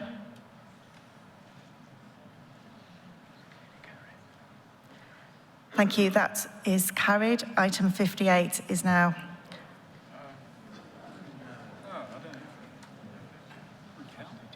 Yes. In my view, it was carried. Thank you. Right. Amendment 58. Sorry. Moving on now onto amendment standing at paragraph 59. So I invite Gavin Oldham to speak to and move the amendment standing in his name. You have up to 3 minutes. Thank you, Gavin. Oldham, Oxford 378. My amendment removes the 16th birthday restriction in paragraph A on encouraging initiatives, both because it makes sense, young teenagers grow into older teenagers, and for the specific reason I'm going to talk to, which will not only benefit very large numbers of 16, 17-year-olds in major deaneries, but also bring them into contact with the church, many for the first time. I declare an interest, as the founder and chair of the Share Foundation, the registered charity which runs the investment schemes for young people in care on behalf of the Department for Education, and which has a large-scale recovery plan for the whole of the Child Trust Fund scheme, in which 2 million out of the 6 million accounts opened are lost to the young people concerned. There are just 68 deaneries with a population of 14 million in total, and with a 16, 17-year-old population of 345,000, of whom we estimate that 115,000 have lost track of their Child Trust Funds. The oldest recipient of Child Trust Funds should be getting access to their individual accounts from September 2020, but 1/3 of them are lost. Starting on 1st of September this year, lost accounts will enter into a protected status on the journey towards becoming dormant. Across the UK as a whole, there are already 300,000 16 to 17-year-olds with lost accounts, and a further 200,000 will add to these numbers every year until 2027. That's 2 million worth £3 billion, focused on the most disadvantaged young people. From their 16th birthday, a young person is allowed to take control of their own Child Trust Fund account. Our campaign therefore focuses directly on the 16 and 17-year-old age group, hence my amendment. With the cooperation of HMRC, we have built a simplified search facility for this age group, accessible on findctf.sharefound.org, to help young people to track down their lost accounts. There's no charge for the service, which is funded voluntarily. As described in GS 2161, the Church of England has a deep need to communicate better with teenagers, and deaneries provide organisational points across the whole of England. We're therefore asking the biggest deaneries to select their largest church and invite as many 16 to 17-year-olds as possible to come and hear about their Child Trust Funds. Naturally, there should be a broad welcome to the Christian faith, and it will be the first time that many of these young people have ever set foot inside a church. If you're connected with any such deanery, come and talk to me about making such arrangements. This initiative will not only offer real benefit to the young people themselves, identifying a reserve to help them start adult life with access to life skills, but it will also provide many with the opportunity to consider how a faith journey might help them through their active and visible involvement with the church. Please therefore support my amendment. Thank you. Thank you, Gavin. I invite Mark Sheard to comment, please. You have up to 3 minutes.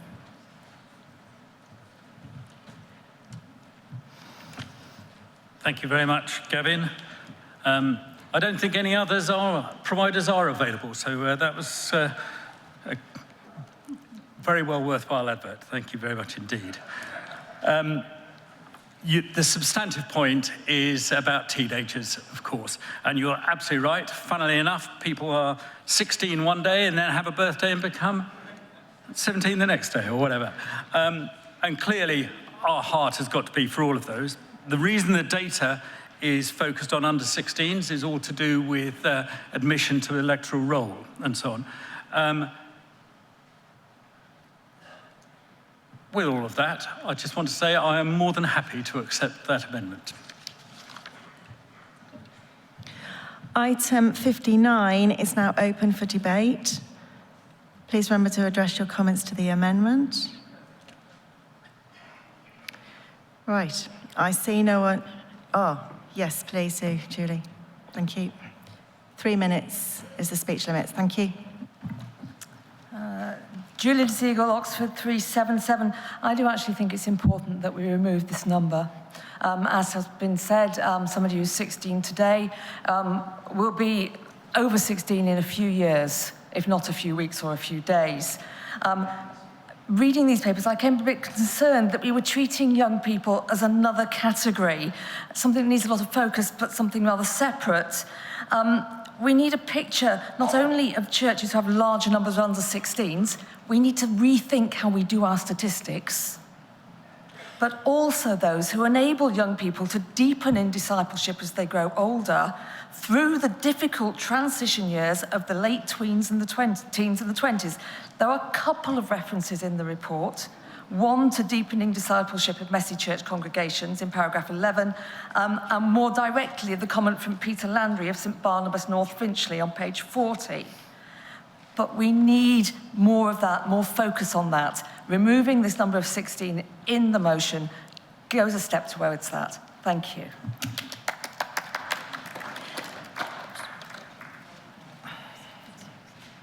Thank you.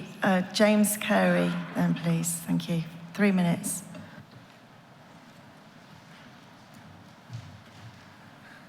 I oppose the amendment. Thank you, Chair, for calling me. Bath and Wells 246. My name is James Carey. I oppose the amendment on the grounds of the way it is explained. And the reason for that is what I've heard said, and I think it's very wise, what you win them with, you win them to. It's what you keep them with. Come to church, you might win some money. I'm afraid I'm very uncomfortable with that. No. And here's why. The church, we present Christ crucified. In 2019, the most useful thing I did, I think, was help with the Pathfinders in my own church. Normally about 10 young people, 11 to 14, and together we open the Bible and read what it says. Why? Because Jesus Christ, as revealed in Scripture, is endlessly more fascinating and attractive than me, and I hate to say it, you. He has the words of eternal life. So in our churches, let's not promote campaigns, movements, activities, competitions, games. Young people can get those anywhere else. We do not preach ourselves, we present Christ crucified. And I hope that the report overall will encourage us and incentivize us to do that. I think we should reject this amendment, keep the main thing, and plough ahead. Thank you for calling me, Chair. Thank you, James. Is there anyone wishing to speak in favour of the amendment? Yes, thank you. Thanks very much.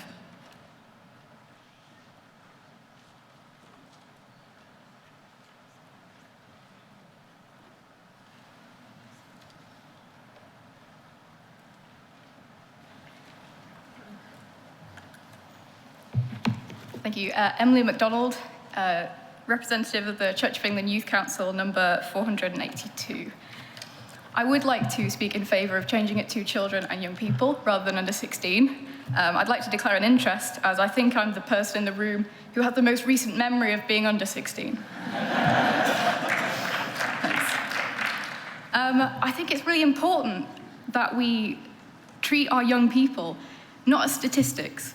I'm very taken aback at this motion, reading through it, that we seem to have measured our success in evangelism and discipleship to cold statistics on a Sunday morning, which I don't think is valuable to our young people. I don't think it's valuing our young people.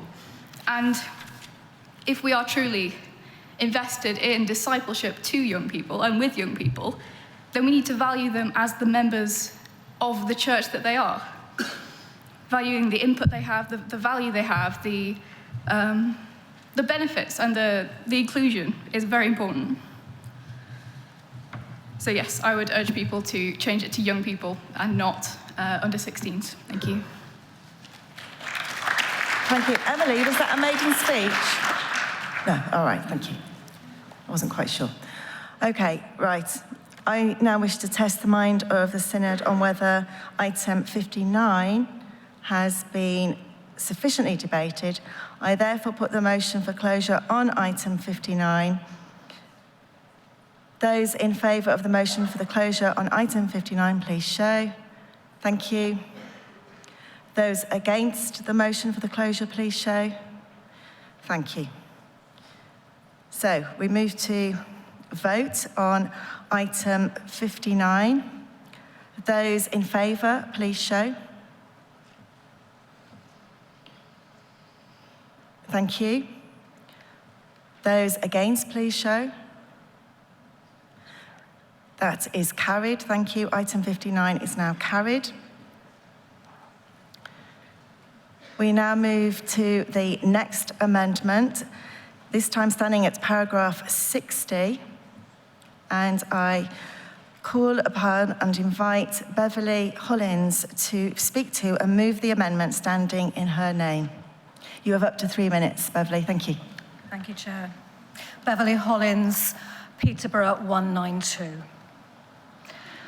As a child, I was privileged to attend a Sunday school with over 100 other children in it. Definitely a significant number of children. And on the face of it, a successful project. But that project, with so many children in it, didn't link the children into the church. By the time I was 14 years old, I was the only one left, and that's because my mum made me go because I had to take my little sister. The reason I'm still standing here is linked to that large Sunday school. I absolutely believe and support the investment in our large and successful and significant church projects with children. However, it isn't all about the large. The reason I'm still standing here is because I joined a church choir, and as part of that church choir, was able to attend the ordinary services, become integrated into the life of a church, and discover that I was valued and wanted alongside the other adult members of the congregation. And I see that happening amongst children in small churches all of the time. In many rural villages, hard-working people invest as much time and energy into the work that they do with children and young people as their counterparts who work in large churches. They attract small numbers of children, but statistically, those small numbers of children are a higher proportion of the catchment area than the large groups in the towns. Well, we can play with statistics all we like. I follow a shepherd lord who was prepared to go out to find one lost sheep. I think the significant number is one. That's what my Bible tells me. What concerns me more than anything else is the potential that the message this synod could send out, if the motion is agreed in its current form, is that we are telling small churches, whether rural or urban, that we don't fully value the work that they do. I know it's not our intention. I know it's not the underlying feeling that went into the work that made up this motion, but it's the message people will get. It will say, we want to invest in the big and not in the small. Synod, I ask you not to send out that message. Let's affirm the small as well as the large. Let's go with the shepherd and seek the one lost sheep and work together, investing in both large and small across the Church of England. Thank you. Thank you, Beverly. I invite Mark Shear to comment, please. You have up to 3 minutes. Thank you.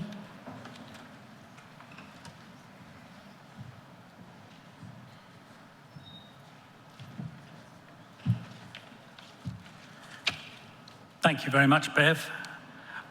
We read the same Bible. we see the same shepherd. We are sheep called by name. We are all individuals in the sight of God. And I would absolutely hate any church, anywhere, any volunteer faithfully preparing Sunday school or opening their home during the week, to maybe the one or two, to think that they are not valued. And that is absolutely not the purpose of this motion at all. Indeed, going back to the previous one, I wanted to re-emphasize the fact that what we're saying is not just singling out churches that have large numbers of under 16s, not even just singling out those that have aspiration to have large numbers, but we want to make sure, we want to find a way of encouraging every single church to have that aspiration and the means to deliver that. And the means to deliver that will be best achieved by empowering other churches nearby, the learning communities that we talked about, and so on. So I find myself utterly conflicted by your amendment. I find myself feeling that I agree with it absolutely. And I wish there were sufficient resources that we could adequately resource every single church to the utmost from the centre, but we can't. Life's not like that. We need to liberate more local resources and encourage more collaboration and so on. So that's why I think you won't break my heart, Synod, if you pass this amendment, but I think I would prefer you to stick to the main business of it and follow the strategy that this motion does. So, Bev, very conflicted. I find myself resisting this amendment.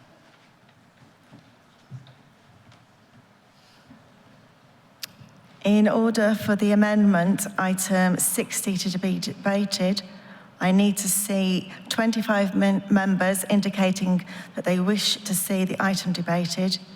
If I do not, then the amendment will lapse. Do I see 25 members wishing that there be a debate on item 60? Yes, I do.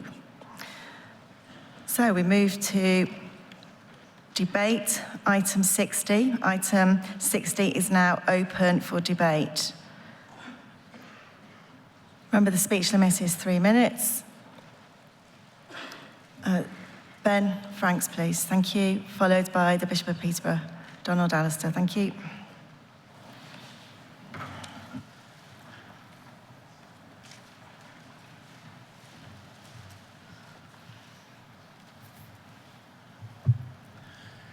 Ben Hodson Franks, Birmingham 250. Thank you, Chair, for calling me. Firstly, obviously, we need to take the opportunity to be thankful for God's blessing on us by the countless people for whom a focus of their ministry and mission is really a personal calling to work with young people, often lay, often unpaid, often with no formal qualification, but always with a huge heart for the young people whom they serve and the God whom they serve. Thank you also to those who've helped with the background paper, which was very useful. The evidence there suggests, and many of us will know from our own personal experience, that there are extensive untapped opportunities for the church to engage with young people, both within and currently outside the church. These opportunities are often, but not always, in our more deprived areas that do not have the local capacity for or cannot afford to pay a children's or youth worker. We need to encourage all dioceses to facilitate a platform for growth, providing the means to enable growth to happen within the local context. It needs to be owned by the local worshipping communities.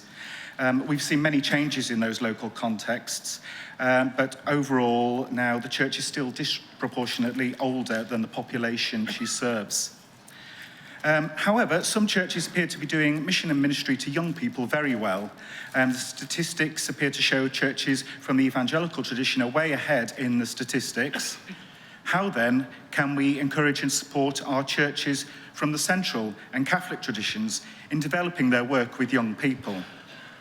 We need to concentrate on discipleship. Churches of all traditions should have confidence in their tradition, and their people should all have the confidence to share their living faith. As the psalmist tells it, and do excuse my use of the Message's idiomatic translation, we're not keeping this to ourselves, we're passing it along to the next generation. God's fame and fortune, the marvellous things he's done. The paper refers us to a primary use of and criteria for strategic development funding being work to grow and develop work with young people. My diocese, we've been very encouraged by signs of work undertaken under strategic development funding. In one instance, we've been deploying an albeit fixed-term resource to parishes. We've had that in the context of mission apprentices or children's and families workers, with an ultimate aim there of creating, enabling and supporting local capacity for young people's work. We're now working more towards an intergenerational ministry, which I believe will help. It engages more of the people from the broader range of the local worshipping communities. And I do hope that intergenerational ministry will not just become the latest buzzword, but will be something that's lived. Thank you.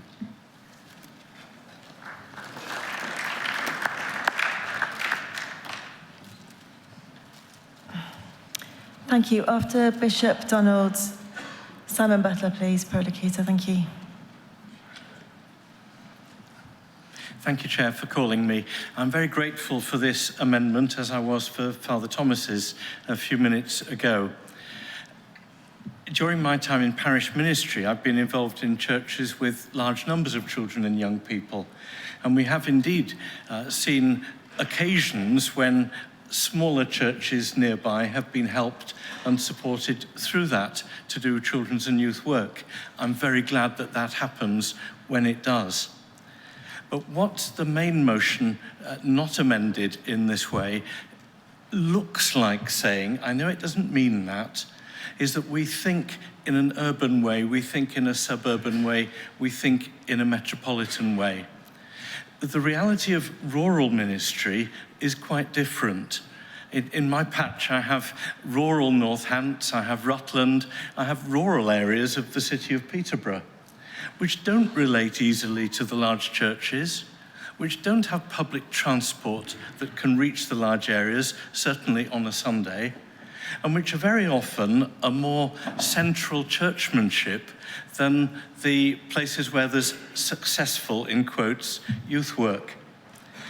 We as a diocese want to encourage, and we do encourage, I hope, our smaller churches to do good children's and youth work.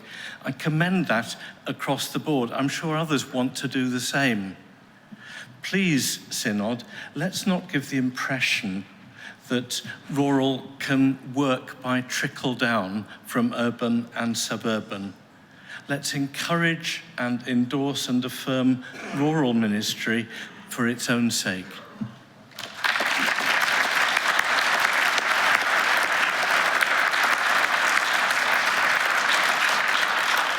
Thank you, Simon. Southwark 219. Colleagues, I find myself at Archbishop's Council observing from time to time that we keep asking people to do more and more things with less and less resource. And when I read this motion, my heart sank because it's all encourage, encourage, encourage request. And quite frankly, much of the encouragement falls on deaf ears because it's either happening already or dioceses are hard-pressed to do what they're doing already. Now, it seems to me that we've got to start thinking very seriously about how much we ask dioceses to do. And dioceses need to think very carefully about what their priorities are.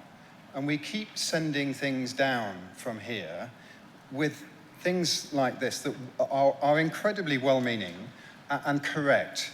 But as Bishop of Peterborough just said, you know, we're already doing this. So what does sending some more words down that say encourage mean? We've got to allow our dioceses to get on with doing what they need to do. And whilst I understand the necessity of small churches and small numbers, I don't really see adding another thing to do to a motion adds any more to it. So let's, as James Carey said, keep the main thing, This is probably one of the 4 or 5 most important issues that we face in the Church of England in the next 5 years. But let's not just keep sending stuff down that dioceses scratch their heads about as yet something else they've been asked to do. Let them run the show, and let's stop telling them to do unnecessary things. Thank you.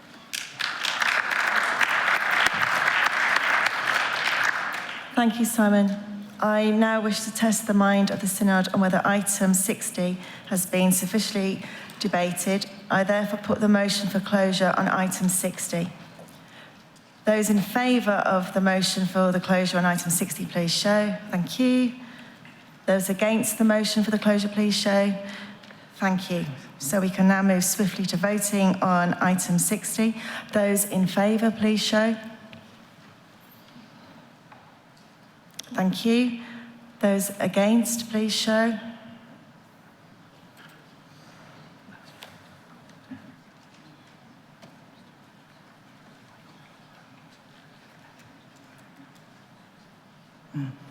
All right, thank you. If you could put your hands down a moment, please. Right, that is looking very close, so we'll need to do a count of the whole Synod, please. Thank you.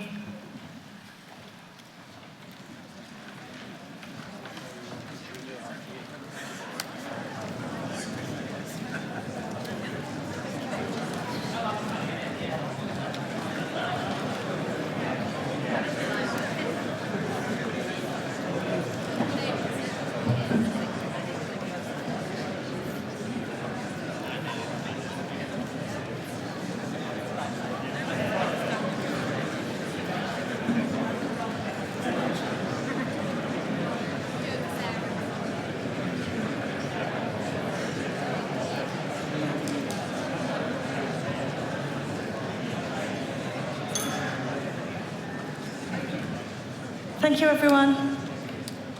This is a counted vote of the whole Synod. Those in favour should press 1. Those against should press 2. Those who wish to record an abstention should press 3. Thank you. The voting period is now open and will end in 1 minute.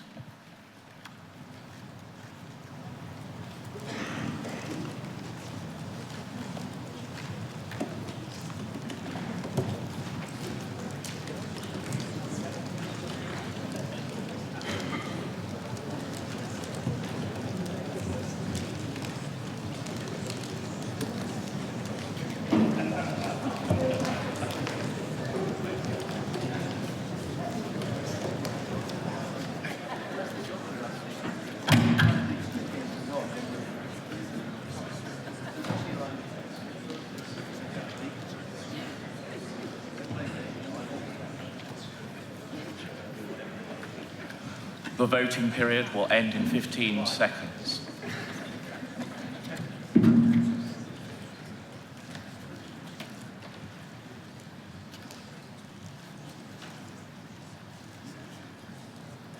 The voting period has ended.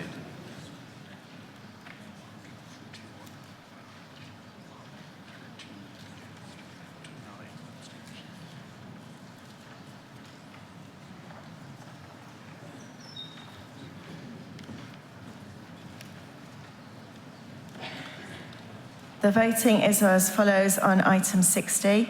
Those in favour, 141. Those against, 113, with 9 recorded abstentions. Item 60 is carried. We move to the next amendment, item 61.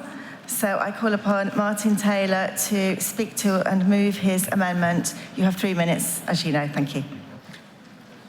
Martin Taylor, Lincoln 152. I speak as a rural dean in a rural county where if we were to do a risk register of the things that we face falling off the cliff with, it will be the future of children's and youth ministry, and that's not just my own diocese, that will probably be all of us. I'm very grateful for this research that we've received, and basically my request is I would love more detail and breakdown of the information that we've received. As some people have already said in some of the statements that have been made, qualitative research across a variety of context to help us understand what is working well, when it is happening, what age groups are particularly represented as we break the demographics down. We've already got a good starting point with the information that we've got, so could we just dig a bit deeper, a deep dive, as they say in school speak.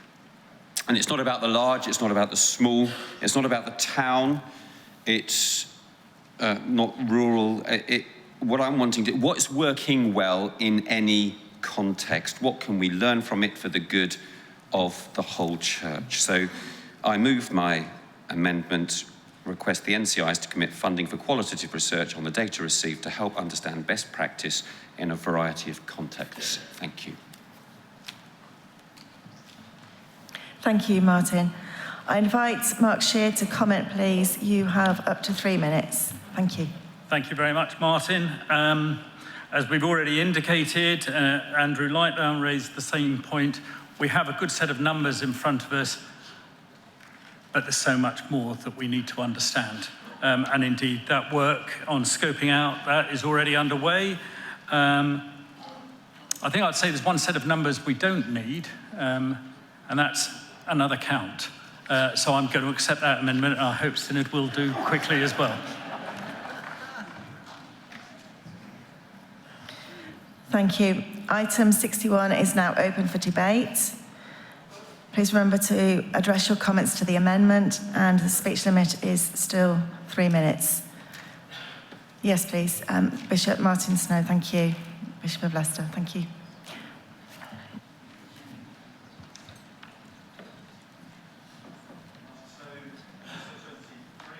I simply want to thank Martin for this amendment, which I think takes us helpfully back to what this report is really all about. This is not intended as designing our own funeral. This is rather about realizing that society has changed enormously, that the factors that once created an environment for the growth of faith among children and young people are no longer working in the way that they did before. And therefore, we need to learn. That, for me, is the bottom line in all of this. We need to learn more about how to do this in our new environment. So on the basis that what's being called for is primarily about staff time and an ability to dig deeper into learning the lessons from churches across a range of contexts, I want to support this amendment. Thank you. Thank you. David? Yeah, yes. Oh, sorry. Only sat next to you earlier. Thank you, please. Thank you. Mike Booker, Ely 109. I've been in the awkward situation as someone who's been involved in and committed to Christian children's and youth work virtually all my life, initially intending to vote against the whole motion. As we address each amendment, I find myself inching towards voting in favour. The reason why I think is because we have made significant progress with the amendments in recognising that the statistics we have had have been a blunt instrument. The 0 to 16 church attendance is just not getting to grips with what's really happening. And by broadening our categories, we've got further on that. I think Martin's amendment takes us a very significant step further, and that is into culture. Within the Diocese of Ely, nearly all of our churches with large numbers of children and young people are in and around the Cambridge area. You simply cannot take models from Cambridge and dump them in Wisbech or in rural Finland and expect them to work. Nor can you expect people to drive down an hour and a half across flooded fens to join in those large churches. We need to see what is happening and what is working in different contexts, not just what is large, but what is growing. I'm grateful for that amendment. They are not the same. And we need to start thinking where culture actually is a key part in what is going to be effective in any particular setting. It's out there, it's happening. We have loads of data within the Changing Market Towns project in the Diocese of Ely. Other dioceses I know are working with detailed recording as part of the STF-funded projects. The stories are already being gathered. There is much more to be done. I would urge Synod to enthusiastically support this amendment, and I would want to say as well, to those who maybe have found their hearts sinking because the motion has now been changed so much, particularly perhaps in the evangelism and discipleship team, that actually we are now getting there. We are getting close to doing some very hard thinking, which is what we need to do.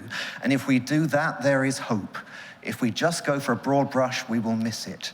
But I think this will help. Please vote in favour of Martin's amendment. Thank you. Thank you, Mike.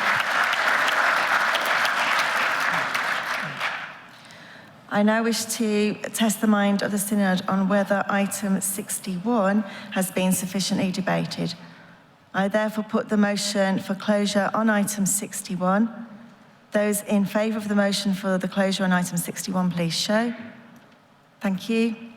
Those against the motion for the closure, please show. Thank you.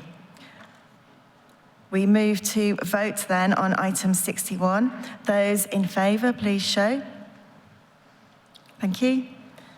Those against, please show. That is clearly carried. Item 61 is now carried. We come now to the last amendment, which is at paragraph 62, in the name of the Bishop of Durham. So I invite Paul Butler to speak to and move the amendment standing in his name. You have up to 3 minutes. Thank you. Durham 4. Last year, Synod approved Growing Faith. GS 2121 says this: Growing Faith envisions children, young people and households coming to faith, growing in discipleship and contributing confidently to the kingdom of God through the community of faith. It's about how, as members of the whole people of God, children and young people are encouraged, and how the whole church is equipped to think intergenerationally. It brings together work in education, evangelism and discipleship, ministry, renewal and reform, and setting God's people free. I simply propose this amendment to ensure that this work is not lost in that joined up stuff. To pick up Simon Butler's comment earlier, dioceses do get fed up with things being sent down. Simply by adding this phrase, we make it quite clear this is not extra to growing faith. It is part of growing faith. It is part of everyday faith. And it will help growing faith champions like myself and the team that I work with in Durham, who love growing faith and think it's a wonderful initiative, to make sure that evangelism and discipleship remain at its heart. Thank you. Thank you, Paul. I invite Mark Sheard to comment, please. You have up to 3 minutes. Thank you. Paul, I agree with every word that you've just said. As we've developed the papers, as the team have developed papers, Nigel and the agendas and the education team have been intimately involved. And Growing Faith is an absolute, what we're talking about is part of the Growing Faith initiative. So I can't see any reason, but Synod may surprise me as it has done regularly, but I can't see any reason why that amendment shouldn't be accepted unanimously. Item 62 is now open for debate. Please remember to address your comments to the amendment. You, sir, and then the gentleman at the back, please. Thank you. Speech limit is 3 minutes. I'm being generous. Benjamin Carter, 178 Newcastle. Thank you for calling me. I'd like to support the Bishop of Durham's amendment and speak to the evangelistic value that we've found in working constructively with the Growing Faith agenda in developing our work with children and families in the rural contexts I work in. In the parishes I serve, which run along the finest sections of Hadrian's Wall, there we pitch God's tent, a 6-metre bell tent which Bishop Paul himself has experience and helped put up, which we use to explore the rich stories of God's love for us in the glories of creation. We have kindled fires to find the light that shines in the darkness and the darkness cannot overcome. We've been wise and certainly not foolish builders of dens. We've followed scavenger hunts to explore the way of the cross and the way of the resurrection, each time gathering children and their families in new and creative ways as we explore the stories of God's love revealed to us in Jesus Christ. Through this, we've found God's tent eloquently and creatively meets the challenge of the Growing Faith agenda, which the report highlights and the amendment encourages us to look toward. Families tell us that God's tent becomes an important space for them to be with one another and with God in the busyness of their modern lives, with conversations that begin in God's tent, continuing on the journey home, and then over the evening meal at that home. And in our dispersed and sometimes remote communities, if families struggle to come to church, then by pitching God's tent at a farm or familiar spot, church comes to them wherever they are. Equally, we've come to support our small schools, pitching God's tent as a space for prayer and reflection for all, following themes which then play out in our formal pitching of God's tent on the coming Sunday. God's tent is, we believe, a sign of true hope and true growth in the rural landscapes of the Diocese of Newcastle. This year in my parishes, we will prepare for confirmation parents and children of a second family drawn into the faith of the church through God's tent. This year, 2 more parishes in Newcastle Diocese, with the support of our Diocesan Board of Education, have begun to regularly pitch God's tent. Through this growing network, this month we will have engaged with 50 children or so and their families, building a network of new and vibrant church communities in places and parishes which have in the past had little or no contact with children. I very much welcome and support this amendment and its focus on the growing church agenda, and I hope that as this work continues, we allow space to recognise all the contexts, both large and small, where this work is already happening. Because God's tent might be small, but so are many of the communities we are called to serve. But from these small beginnings, wonderful things are happening when we make space to grow faith in the places where God pitches his tent among us. Thank you very much. Thank you, Benjamin, for your maiden speech. Thank you. Martin Goff, 442 Royal Navy and the Archdeaconry for the Armed Forces. It's been interesting to hear many people talk about the young people that you work with, but the constant word has been parishes. I work with other military chaplains outside a parochial system, but we work with many, many young people. My parish, if you could say, is 30,000 people in the Royal Navy, but last year we baptised 70 young men between the ages of 16 and 18, and yet nobody ever seems to pick up what we do in our mission and our evangelism. Joining together in this growing in faith needs to take into account those other organisations, schools, chaplaincies and the military that engage day by day with the young men and the young women. We often ask them, why now? Why have you come to faith now? Was it because you grew up in an atheist or humanist household? No, I played football on a Sunday. This is the first chance to have a conversation, an encounter with a chaplain who asks them the great questions of life. What are you here for? What do you want out of life? And where does God fit into it? So if we were going to be joined up, remember there is much more than just the parochial or diocesan systems. There are many people who work outside with young people and see great results in the harvest. Thank you.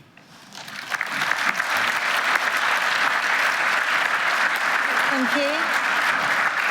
I now wish to test the mind of the Synod on whether item 62 has been sufficiently debated. I therefore put the motion for closure on item 62. Those in favour of the motion, for the motion of closure on item 62, please show. Yes, thank you. Those against the motion for the closure, please show. Great, good. So now we can move to vote on item 62. Those in favour of item 62, please show. Thank you. Those against, please show. That is clearly carried. So we are now able to resume debate on item 12 as amended by all those items. Children and Youth Ministry, there is a 3-minute speech limit. I invite the lady in the stripes top, please. Yes, please, thank you. And the gentleman over here, please, thank you.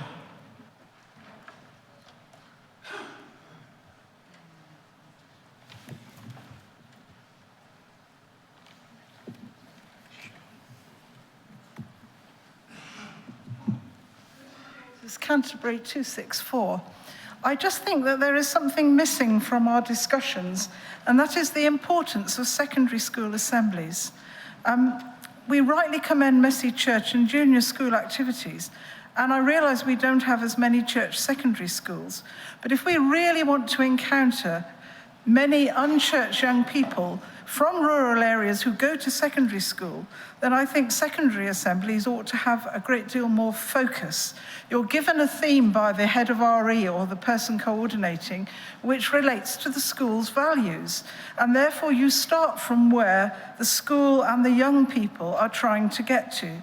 And these are unique opportunities to articulate how these values have lived in your life, to ask the young people how they apply to their lives, and to say, where does the Christian narrative, the life and ministry of Jesus, have something to say about this? So I'd just like to make a plea for us to think much more deeply about the value of secondary school assemblies in reaching unchurched people. Young people, because I think these encounters where we can encourage critical thinking are truly a form of collective worship, and they might help many young people to actually say, okay, I've thought about these questions, perhaps I will go along and explore what the Christian community has to say.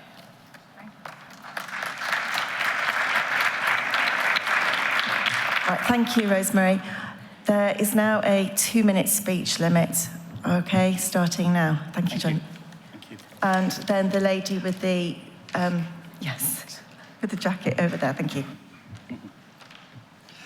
Philip Geldard, Manchester 362. I speak as the Church of England appointed representative on the National Council of the Church Lads and Church Girls Brigade. For those of you who haven't heard of the Church Lads and Girls Brigade, I will call it the Brigade, it's a bit of a mouthful. It is a national Church of England youth organisation.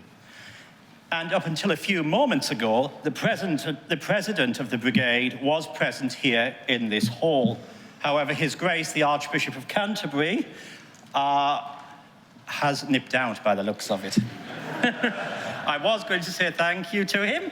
We can do that later. The Brigade operates in parishes, often very deprived, throughout England and Northern Ireland, with some affiliated groups in Canada and even Bermuda. It is an organisation for children aged 5 and upwards, and already has a realm of resources for working with children and young people. The Brigade brought me to church, so I apologise on the Brigade's behalf that you have to sit and listen to me today. I came to Brigade as a 13-year-old boy, and it proves that children can grow up to be full, active members of the Church of England if, as the Bishop of Leeds said yesterday, the Church of England can decide what that definition is. Members are involved in many activities which can be challenging whilst fun, including Duke of Edinburgh scheme, outdoor activities, camping, building teamwork and camaraderie. Very quickly, a couple of benefits on the Church of England the CLCGB website for parishes states that the Brigade involves young people and their families in positive youth work and activities to engage them with the church. And I will stop there because the light's gone red. Thank you, Madam Chair. Really appreciate that. Thank you. Rebecca Chapman, please. And is Barney DeBerry? Yes, please, for a main speech. Thank you. My faith is the product of ministry to under-18s at a church in Bristol over the 1980s and 1990s. My parents divorced when I was 5, and my following home life was somewhat fraught. Church provided me not only with a grounding in the Bible that saw me go on to read theology at university, but adults who listened to me, cared, a place I felt safe, and a consistency. I feel really strongly this is something all of our churches can offer, whether or not they employ a youth worker. But as the Bishop of Leicester said earlier, Synod will be aware that things have changed. There is now fierce competition for family Sunday time. I'm the mum of 3 boys under 10, and there are a huge range of demands on our time on weekends: sports lessons, parties, homework, invitations for friends. Let's look at what we can offer that isn't only about Sunday mornings, and also ensure we include that as part of our evaluation. For my family particularly, church has additional challenges. My middle son is autistic, and Sunday services for us can feel like a nightmare. He can't cope with a loud social environment, and we get asked quite a lot what is wrong with him. Messy Church for us, monthly on a Saturday, offers a really different experience of church, as mentioned in the report. Crafts food, always a winner when you've got 3 boys, and running around is much less disruptive. This gives us a place to be part of church. In the UK, around 1 in every 100 children is autistic and 15% of under 18s have special educational needs. Let's please look at vital training on awareness and adjustment for clergy and our young people and children's workers. Finally, whilst thanking the team for this report, please could we hear from some young people themselves when we next look at a report on this ministry, either in person or with obviously the appropriate consents. Some sort of video presentation would be amazing. Given most young people's use of YouTube and Instagram, doubtless something thought-provoking would result. As the Bishop of Gloucester mentioned earlier today, filmed material can have so much more impact than written reports. Please can we hear from someone under 20 or even under 18 whose experience of our church has been positive, but I'd also love to hear from someone young who has chosen to leave the church if they felt able to share that with us, so that we could all be further encouraged by what is being done, reflect on what we could have done differently, and motivated to do more. Thank you, and I'm so sorry about the speed. Thank you, Rebecca. Yes, please, thank you. Yes, please, thank you. Shane Ardron, Leicester 333. And it's ideal that I follow on from Rebecca's account, because I think figures are only part of the story, and that's what's missing, the stories that she was talking about. The numbers show the presence or not of children, but it does not show their engagement or even hint at their discipleship. We need to hear stories so we can learn from them and be challenged by them. Children invariably learn by watching, which is often very, very annoying. If only they would learn by what we say and not by what we do. And that's why I think the everyday faith and discipleship is key, and why it was really important for us to have that final part of the amendment relating it to growing faith. Children watch and see how important faith is to us and the effect it has on our lives. We really need to take that part seriously as well, because if they're part of the church, they're going to be watching our every movement and everything that we say. Because I've noticed my own children at home, mine are older, mine are in their 20s, but if I sigh at the wrong time, they notice. Children notice everything we do. We need to think conscientiously about our discipleship, and then the children can see it lived out in our lives, and it makes far more sense. I would support the motion. Thank you, Shane. And now Barney DeBerry, please. Thank you. Barney DeBerry, Canterbury 74. Thank you for calling me. I fully back this motion, but I am worried that with all the amendments, something has been lost, and that is the urgency of this. At the lunchtime presentation of the statistics behind this report, we saw that this is urgent, and the time to act is now. This last week, I had the privilege of spending some time with the Sorted Community Youth Church in Bradford. This fantastic, fresh expression of church, which is resourced by the Church Army and operates under a BMO, is built on the faithfulness of those involved and an unashamed confidence in the gospel of Jesus. The faithfulness is demonstrated from the 80-year-old prayer warriors who back up that work to the young people who lead this community, which is by young people for young people.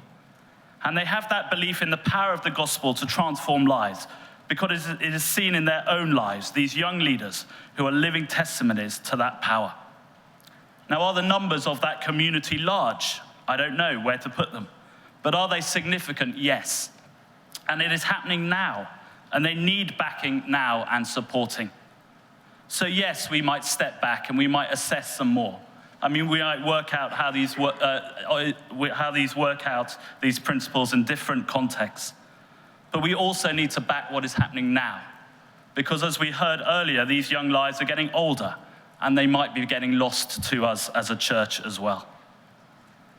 Jesus, in the parable of the talents, demonstrates that things aren't always resourced evenly. But actually, he says there that we should back those resources that are proving those places that are proving fruitful. Because as we heard right at the beginning of this debate, the responsibility isn't even either. Much is expected from those to whom much is given. This report, coming under the Growing Faith report, speaks into the sphere of the church's work in that work. And so we should back it wholeheartedly, but we should back it now and do it now. Thank you. Thank you, Barney, for your maiden speech. Under Standing Order 31, I wish to move to a motion for closure on this debate. Those in favour, please show. Thank you. Those against, please show. Thank you. So I ask, as it was carried, I ask Mark Sheard to respond to the debate, please. You have up to 3 minutes. Thank you.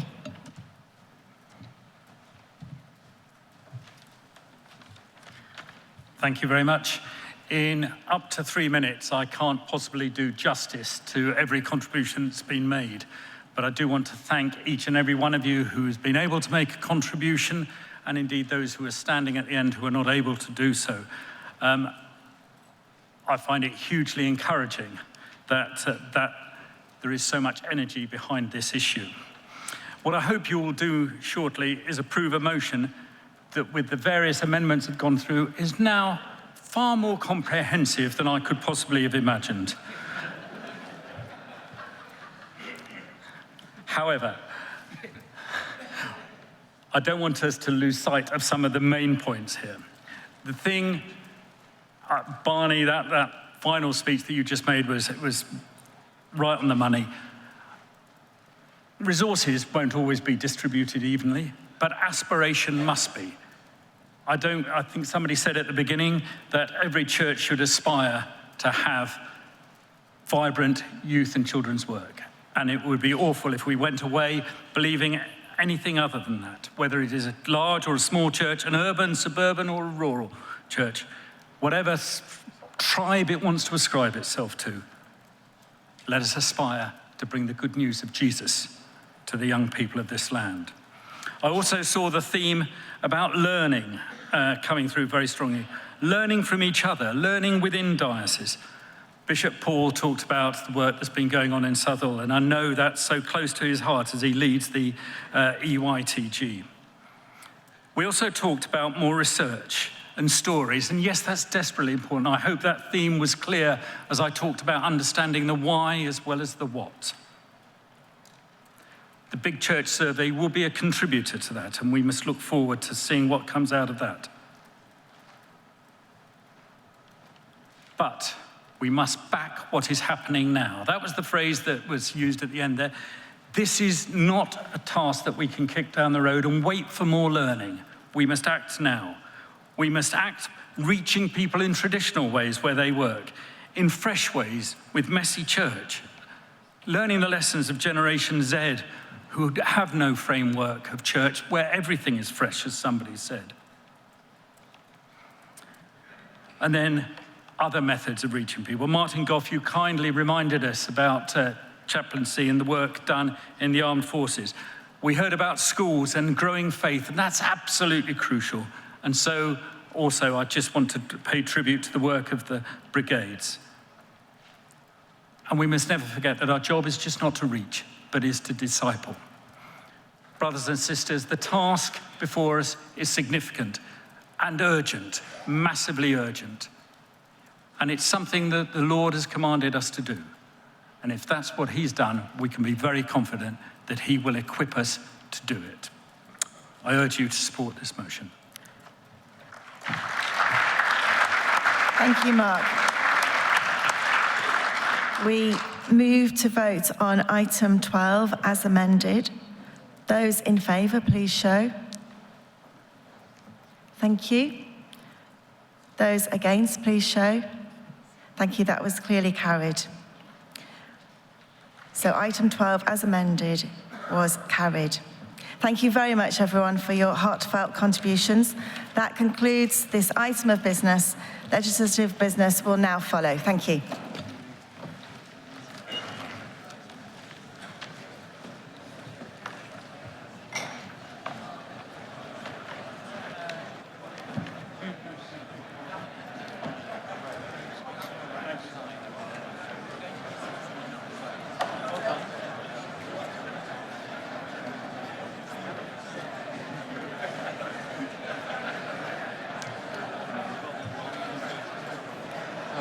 See you later.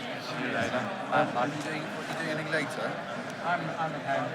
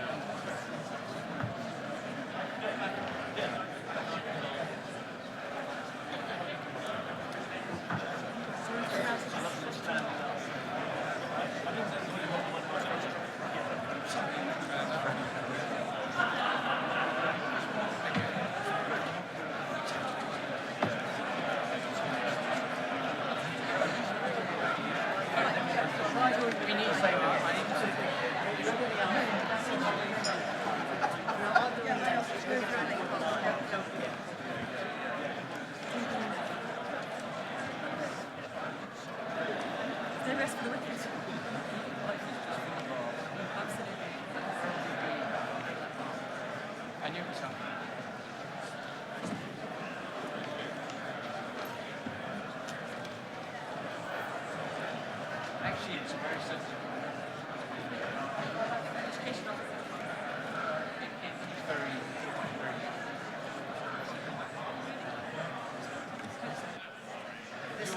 This lady has done amazing. I know she's brilliant. Absolutely.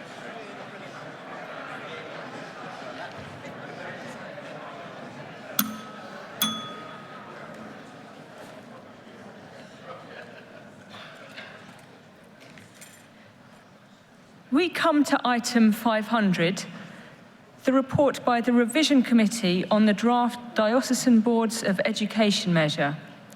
Members will need the report of the Revision Committee and the draft revised measure. Please also note the financial comment on this item at paragraphs 24 to 26 of the financial memorandum on the 6th notice paper. I call on the Chair of the Revision Committee, Mr. Clive Scowen, to move the motion that the Synod do take note of this report. Mr. Scowen may speak for not more than 10 minutes. Thank you, Chair. Clive Scowen, London 358. Legislative business doesn't seem to get any more popular, does it? Not either.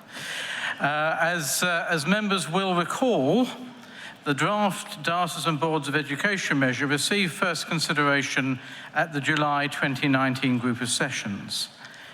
If enacted, it will replace the Diocesan Boards of Education measure 1991, which provides the current legal framework within which the Church of England's dioceses engage and work with church schools.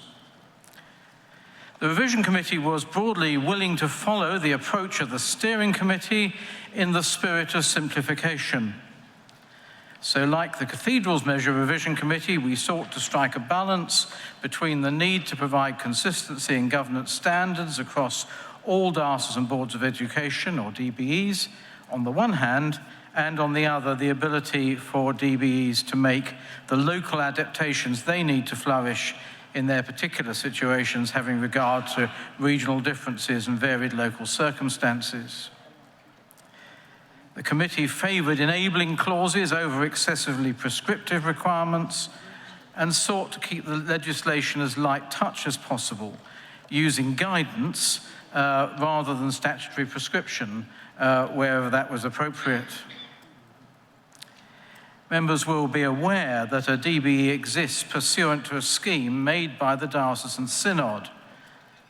The new measure will require every diocesan bishop to propose a new scheme to be made by the Diocesan Synod, giving every diocese the opportunity to reconsider whether their current scheme is still appropriate for their needs, and if not, to change it.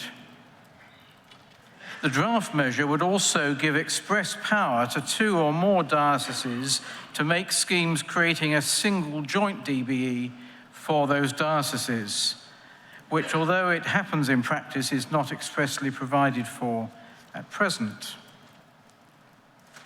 The original draft measure gave the Secretary of State power, where the consent of the existing DBE could not be obtained, to make the first scheme under the measure. The committee considered it preferable for the Church to resolve any such deadlock between the bishop and the DBE, and so amended the draft measure to provide that the power to make a first scheme in a case of deadlock would be conferred on the Archbishop of the relevant province, who will now be able to authorize the bishop to propose a scheme to the diocesan synod without the consent of the DBE if the Archbishop is satisfied that the DBE is withholding its consent unreasonably. We trust this is a precaution rather than something that's likely to happen, but you never can be too careful. The Archbishop would actually be required to consult the Charity Commission on the proposed terms of any new scheme so that he can ascertain that the scheme's proposals comply with charity law. Whilst most DBEs are incorporated charities separate from the DBF, in some dioceses the charity remains unincorporated, and in others it operates as a committee of the DBF. A consultation carried out in the summer and autumn of 2018 made it clear that a significant number of DBEs and DBFs wish to retain the freedom to adopt any of those structures, and that where unincorporated or committee DBEs were working well with other diocesan bodies to further mission, incorporation and restructuring should not be imposed on them. However, the Dean of the Arches and Auditor made a strong submission that an unincorporated structure was unsuitable for a DBE in today's world, and that unacceptable conflicts of interest would arise where the DBE was a committee of the DBF. The committee shared those concerns, particularly with regard to unincorporated DBEs, but mindful of the results of the consultation, decided that all three options should remain in the draft measure pro tem, and the committee invited the Dean and Auditor to raise those issues again at the revision stage if he saw fit. The draft measure as introduced included new restrictions on the attendance and right to speak by governors or trustees at the relevant part of a DBE meeting that was considering the matter on which a school had sought advice or consent from the DBE, or where the DBE was considering providing directions to the school. The committee considered those restrictions too restrictive and revised the draft measure to permit the following people to attend such a DBE meeting: the head teacher, the chair of the governing body or board of directors or trustees, as the case may be, and one or two other people, or more, if the DBE so permitted, who have been nominated by the governing body or board of directors or trustees. A head teacher or chair of governors or directors, trustees, may nominate a person to attend the DBE meeting in her place where she's unable to do so. And attending representatives will be permitted to present or make a submission to the meeting and to respond to questions put by the DBE. The draft measure confers a new power on DBEs to require a school to provide specific information sought by the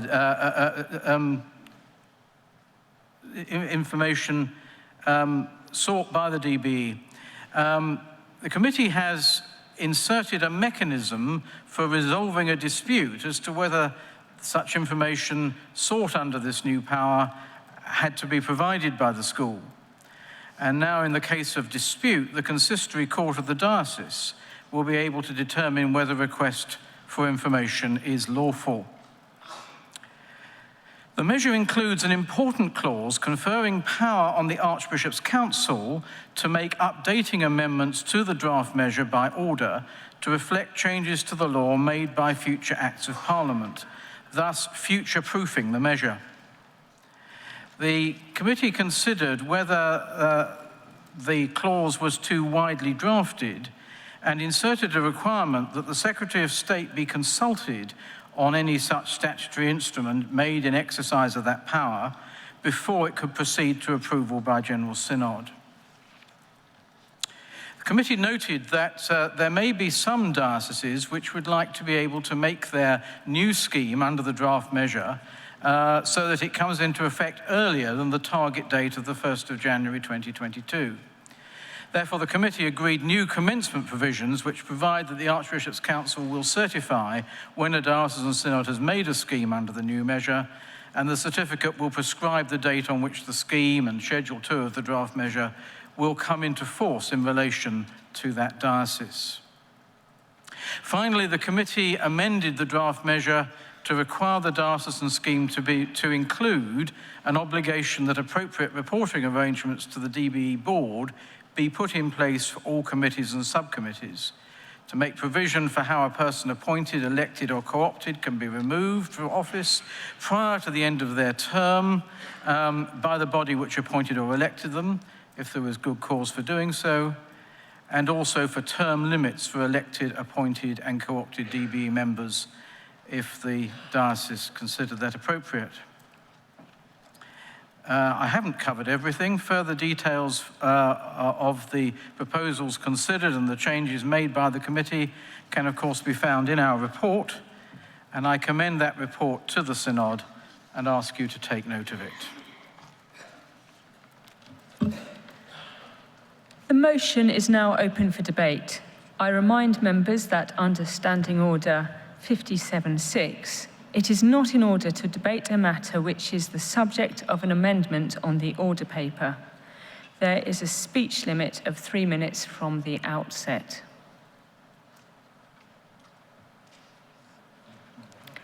Luke Miller, thanks.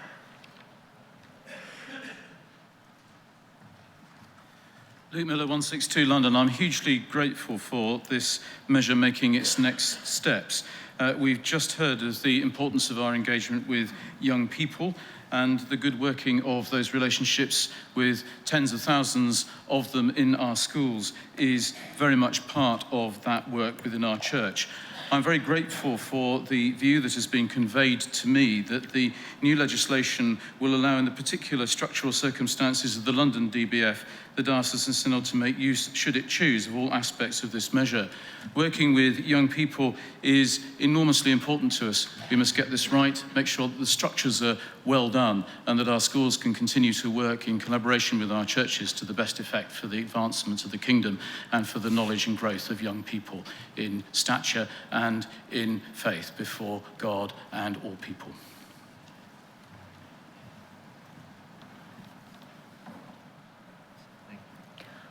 I see no one standing. I call on Mr. Scowen to reply.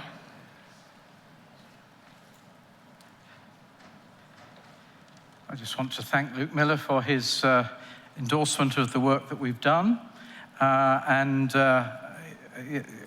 do hope that Synod will enable dioceses to adopt a structure that works for them, provided Synod is also satisfied that it's safe in terms of the legal protections for those who serve on it.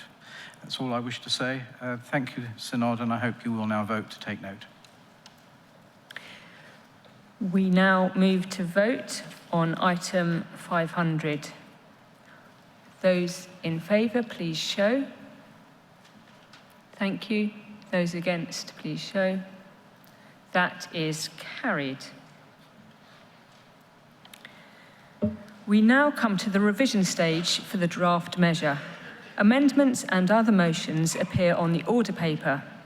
Where no notice has been given of any amendments to particular clauses and no members have indicated that they wish to speak against those clauses, I give my permission under Standing Order 58.4 to the clauses being taken en bloc. As this is the revision stage, we will need to use the 40-member procedure under Standing Order 59. Where an amendment is moved by someone other than a member of the steering committee and is not simply consequential on an amendment that has already been passed, the mover has not more than 5 minutes to speak to it. I will then call a member of the steering committee to speak for not more than 5 minutes in reply. If the steering committee does not support the amendment will lapse unless 40 members stand in their places or, if unable to do so, indicate by some other means that they wish the debate to continue or a vote to be taken. We begin with clauses 1 and 2 of the draft measure. No notice has been given of any amendments to these clauses, and no members have given notice of an intention to speak against them. I call on a member of the steering committee to move item 550, that clauses 1 and 2 stand part of the measure. Muriel Robinson, Lincoln 343. Just before I do so, Chair, the steering committee are very sad that it's me here and not the Bishop of Ely. Not because they don't like me, but because we wish that we had our chair with us. We just want to use this occasion to send our best wishes to him. Having done that, I move that clauses 1 and 2 stand part of the measure. This item is now open to debate. I see no one standing. Item 550 is put to the vote. All in favour, please show. Thank you. All against? That is carried. We now come to clause 3, and I invite Mr. Carl Hughes to move his first amendment to that clause, item 551. He may speak for not more than 5 minutes. Carl Hughes, 413 Southwark. Thank you, Madam Chairman. Certain legislative matters only come before Synod for consideration once every 10 or 20 years, and the legislation which we pass effectively establishes a pattern of governance, operation or behaviour for the ensuing couple of decades. The Cathedrals measure, which we considered yesterday, is a perfect example of this. Through the measure, Synod has established a new framework of charitable governance and management, which is fit for purpose for today and for the next 20 years. The DBE measure similarly establishes the framework for the future governance and management of boards of education. Quite rightly, in clause 3A, the measure identifies constitutional best practice for DBE governance through a company limited by guarantee or the more recently introduced Charitable Incorporated Organisation, or CIO. Clause 3C also permits DBEs to be part of a diocesan board of finance. However, the measure as currently drafted perpetuates the option of a DBE being an unincorporated body. The Revision Committee's report seems to imply that this option has only been retained due to a number of dioceses stating that they wish to continue with this option that they currently use, based on their earlier consultation on the measure. My amendment simply removes the option for a DBE to be an unincorporated body. The reason why I have decided to propose this amendment is because the governance of a charity on this basis is simply not best practice today. We are producing legislation that should be fit for purpose for the 2020s and 2030s rather than for the past. I fully support the submission made to the Revision Committee by the Dean of the Arches as set out in paragraph 19A of the committee's report. In my view, the unincorporated option is no longer fit for purpose, as such bodies are most suited to membership organisations, usually small groups with no staff or premises. Also, unincorporated bodies are unable to enter into contracts, nor are they able to own property in their own right. It is also important to understand that transferring from being an unincorporated body to a CIO is really not that difficult, and indeed DBE members would notice little day-to-day practical change. One should beware of resistance to change being presented as practical complexity. Further, as regards joint DBEs across dioceses, shared governance would be determined by the composition of the members of the board of directors or trustees of the new incorporated entity. So my contention is thus that Synod, as a legislative body, and the Church more generally, should be seen to be promoting best practice in all that we do, especially when setting frameworks for many years ahead. I thus hope, Synod, that you will support this amendment to remove a governance option which is no longer fit for purpose for the 2020s, and I thus beg to move the amendment standing in my name.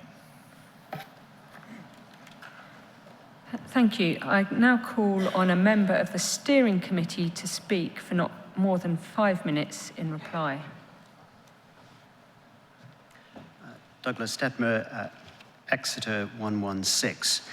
Chair, as Mrs. Cohen has already reminded us, Synod members will recall from the Revision Committee's report that the committee considered a proposal from the Dean of the Arches, as we have heard, to remove both the option of an unincorporated board and that of the board as a committee of the DBF. The effect of that proposal would have been to require every Board of Education in future to be constituted as a separate and incorporated charity. The Revision Committee appreciated the thinking behind the Dean's proposal and noted the weight which any submission from the Dean of the Arches has.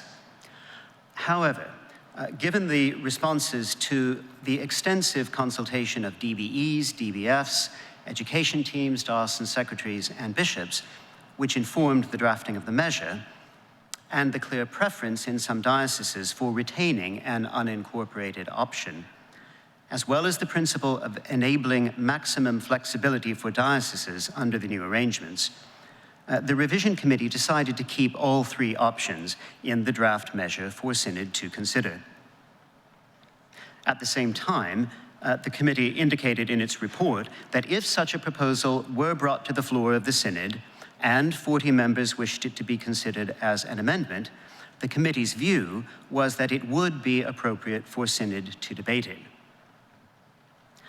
In the end, Synod has not been asked to consider such an amendment.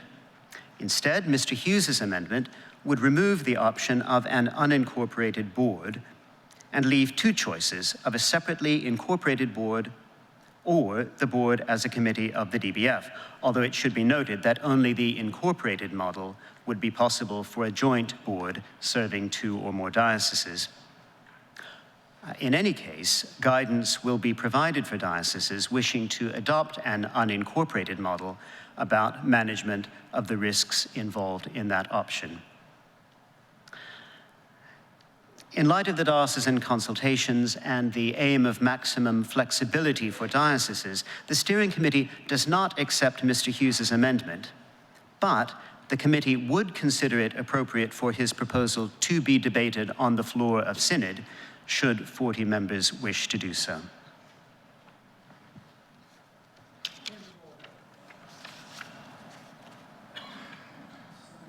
Southwark 219, given the important issues that are raised here, is it in order to ask for a quorum count at this point?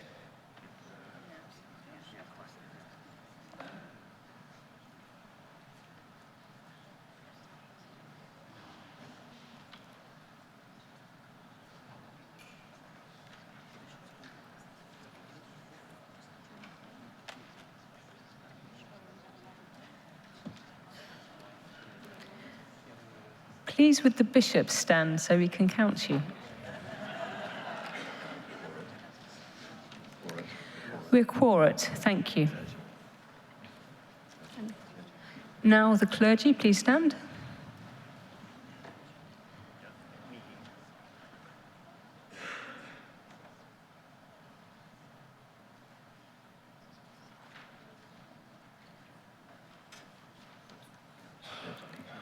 We're quorate there.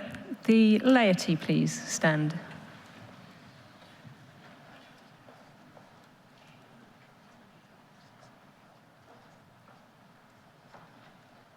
We're quorate. We will proceed. So the steering committee do not support the amendment. So I need to see 40 members standing if we want to proceed with this debating it.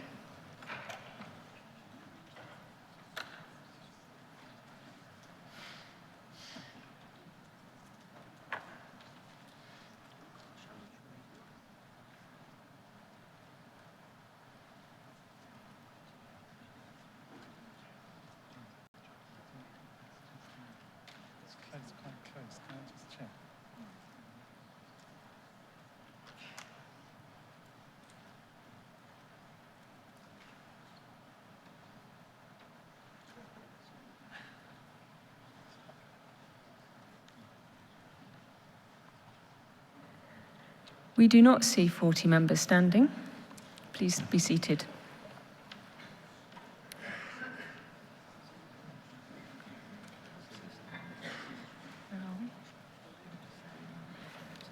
The amendment therefore lapses.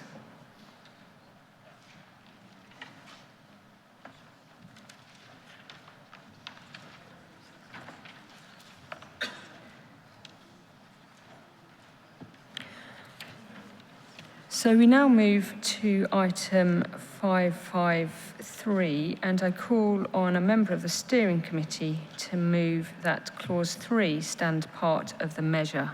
Detmer Exeter 116, I so move. That item now goes to debate. I see no one standing, so we go to a vote. All those in favour of item 553, please show. Thank you. All those against? Thank you. That item is carried.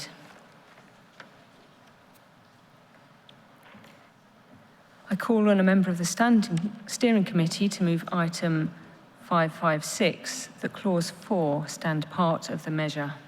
Detmer Exeter 116, I do so move. Item 556 is now open for debate. I see no one standing, so we move to a vote. All those in favour, please show. Those against, please show. That item is carried.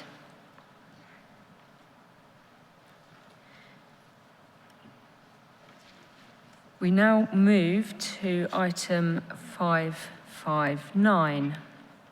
I call on a member of the steering committee to move this item that clause 5 stand part of the measure.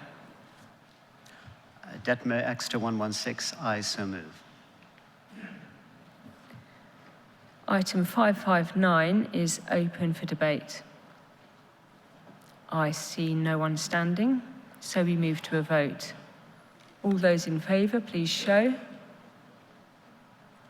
Thank you. All those against, please show.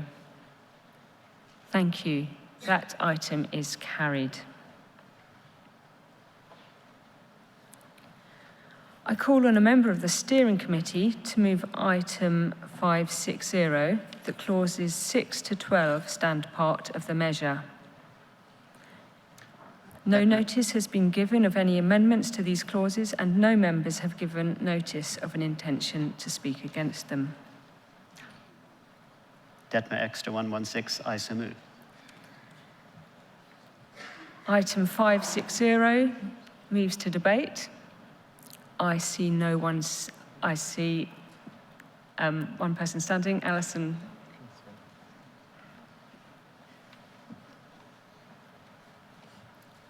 Alison Coulter, Winchester 425. I just want to very briefly take this opportunity for us to thank our directors of education, our diocesan directors of education, who work extremely hard on our behalf.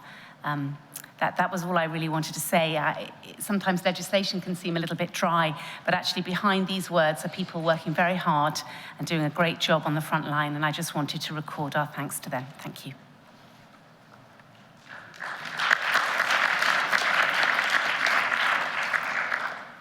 We now move to a vote. I put item 560 to the vote. All in favour, please show. All against, please show. That item is carried. I call on a member of the steering committee to move item 562, that clause 13 stand part of the measure. Detmer Exeter 116, I so move. Item 562 is open for debate. I see no one standing, so we move to a vote.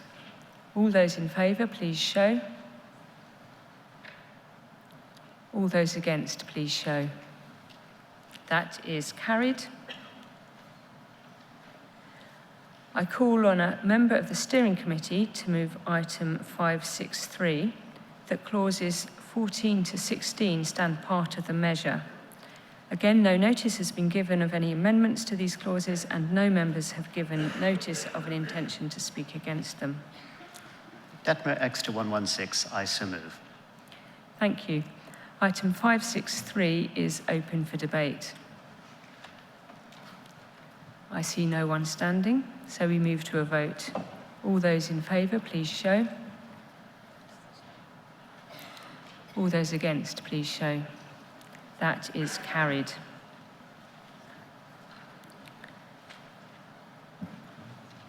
We now come to clause 17, and I invite Mr. Lamming to move his amendment to that clause, item 564. He may speak for not more than 5 minutes. Thank you, Chair. Members of Synod, if you would turn to the measure GS 2131A, you will see that the two sub-clauses I propose should be added follow the provision in clause 7 that says in 17.2, the DBE for each diocese must, as soon as practicable after the end of each year, A, make a report to the diocesan synod on the exercise of its functions in that year. And the second subparagraph deals with joint DBEs. The question arises is, in what format should that report be made in order, A, to ensure proper accountability by the DBE, and secondly, transparency and it being seen and received by all those who may have an interest in it? Now, the problem is that diocesan synods generally meet perhaps 3 times a year. They are not necessarily well attended, and if the report is only made to the meeting of the synod, it may not be seen or read by everybody. Now, at the revision stage, there was an amendment proposed by Adrian Greenwood to require that the report be in writing.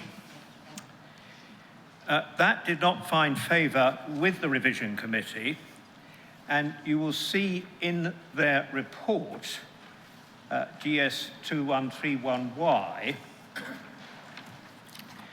at page 12, paragraph 107, the committee considered that imposing a requirement for a report to be in writing was too prescriptive and that the matter should be left to individual diocesan synods.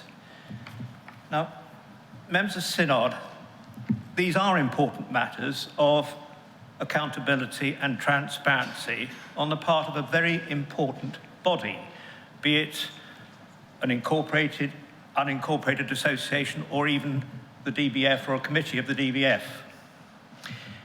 My proposed amendment, as you will see, provides at clause 3 or subclause 3 that the report first of all must be in writing and posted on the diocesan website so that there is wide availability for that report. But secondly, it provides for the option, in addition to the written report, for a presentation to be made to the diocesan synod. So taking up the point that the revision committee was concerned about as to whether there was sufficient flexibility, if the DBE in a particular case says, well, we want to do a PowerPoint presentation to the diocesan synod, we want to highlight particular points of the DBE's work over the previous year, that can be done.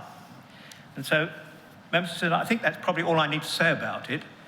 I would urge 40 members to stand, please, if we hear in a moment or two's time that this is not supported by the steering committee, because I do suggest to you all that it is a very important matter of, as I say, both accountability and transparency.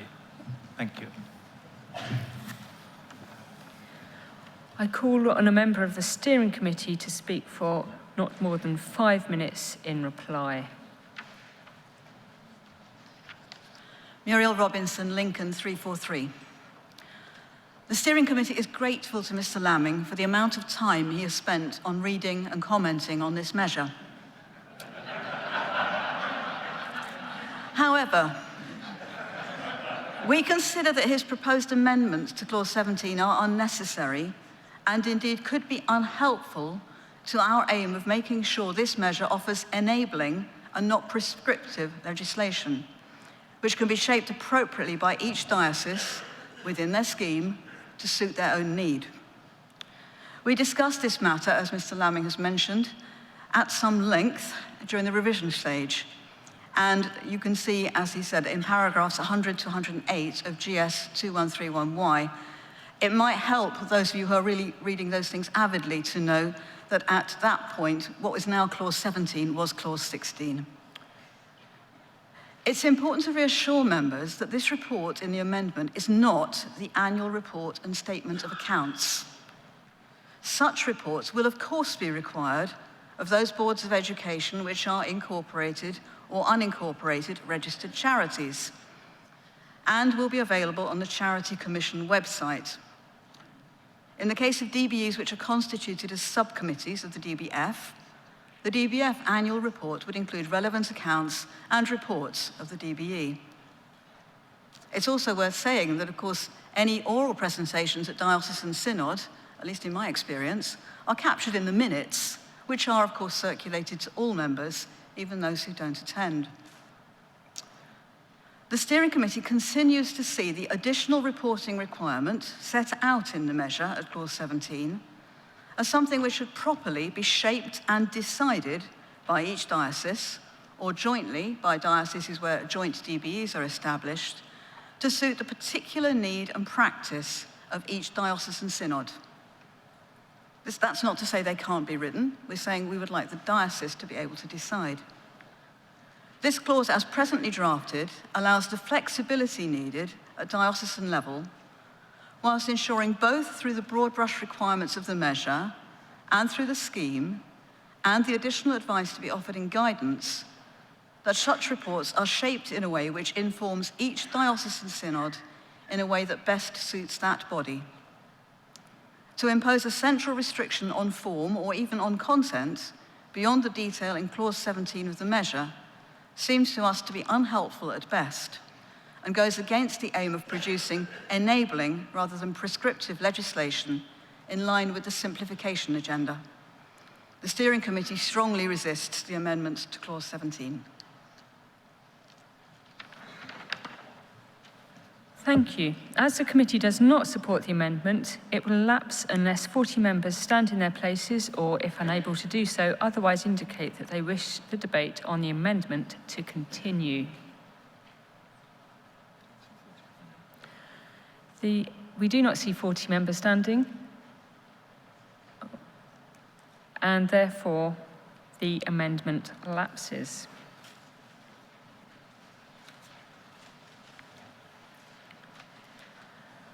I now call on a member of the steering committee to move item 565, that clause 17 stand part of the measure. Muriel Robinson, Lincoln 343, I do so move. The item is now open to debate. I see no one standing, so we move to a vote. All those in favour, please show. Thank you. All those against, please show. Thank you. That is carried. I call on a member of the steering committee to move item 566, that clauses 18 to 24 stand part of the measure. No notice has been given of any amendments to these clauses, and no members have given notice of an intention to speak against them. Muriel Robinson, Lincoln 343, I do so move. Thank you. Item 566 is now open for debate. I see no one standing, so we move to a vote. All those in favour of item 566, please show. Thank you. All those against, please show. Thank you. That is carried. I now call on a member of the steering committee to move item 568, that Schedule 1 stand part of the measure. Muriel Robinson, Lincoln 343, I do so move. Thank you. Item 568 is now open for debate. Please, sir. 345. This schedule incorporates the unincorporated charity option, and it should continue to do following our rejection of, or not rejection, our failure to debate Carl Hughes's amendment. I want to use the opportunity to register concern at the way our procedures played out at that point. I nipped upstairs to do a quick count of the synod, and by my count, there were some 124 members present, which means we needed a third of those present to stand to continue debate on that amendment. That amendment, I think, can reasonably be regarded as fairly significant, not least because it reflected an opinion given by the Dean of the Arches. And I just want to express the view and the hope that those in authority will look at the way our procedures worked in this case. The fact, as Clive has often commented, that we have such poor attendance for legislative business is just a fact of life, but it does impact when we are looking for 40 members to stand. That's not a criticism of anybody. We're the people who've turned up, for goodness sake. But I do think our procedures are not helping us when we come to debate potentially significant items that come to us as amendments. So with apologies for having wandered slightly off topic, I hope that the powers that be can look at that. Thank you. Thank you. Technically, that was out of order.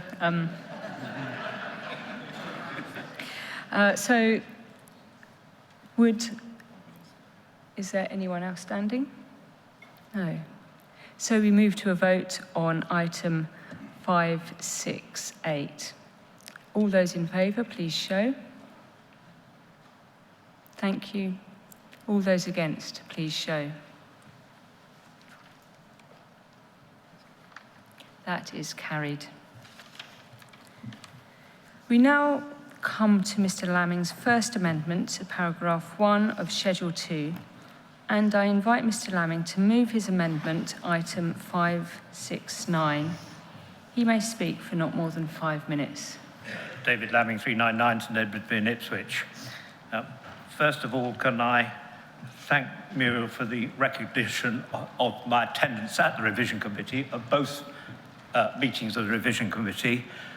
You will have seen from the proposals or suggestions that I made that are recorded in the report 2131Y that it's only a limited number of the matters which I sought to persuade the committee about that I've brought now to the floor of Synod. And might I, before I formally move the amendment of 569, just echo the words of Keith Caldron about the concern there is of the attention that other members, not those present obviously, are paying to legislative business. This is a very important measure, and I think it's not appropriate that we have such a sparsely attended chamber to consider these important matters. And might I also say that the same applies to the Revision Committee. The second meeting of the Revision Committee had only 4 members present. The chairman, who is a member of the Revision Committee, and 3 members of the Steering Committee. So they were in the majority, whereas the rules, the standing orders require that when appointments are made to the Revision Committee, the Revision Committee members must be in the majority. And for obvious reasons, because the Steering Committee have brought the measure to the committee. It should be for others who scrutinise what the Steering Committee have brought and have a say in whether they think it should be amended or not. Now, that's a matter I've drawn to Mr. Tattersall's attention as the chairman of the Standing Orders Committee, and it may be that we need to look at the Synod Standing Orders to see whether we should have quorums required for Sorry, revision Mr. committees. Lamming, this is out of order. May I now turn to what I'm concerned about, and I say that in the light of what we heard from Mr. Cordon a moment ago. This, what I'm proposing at 569, is really a governance issue. And might I just declare an interest in as much as I'm a member of the Governance Committee of my diocese. The current 1991 DBE measure is excessively complicated about electing members to the DBE. You have to have a certain proportion from each of your archdeaconries, and we had the complicating situation in my diocese for a long time where we had 3 archdeaconries but only 2 archdeacons. Whenever we had to deal with the elections to the DBE, we had to revert to looking at them as 3 archdeaconries. We've got much more flexibility in what is now Schedule 2 on page 21. And what that now provides is that the DBE, this is for a sole diocese, comprises the bishop and at least 10 other members.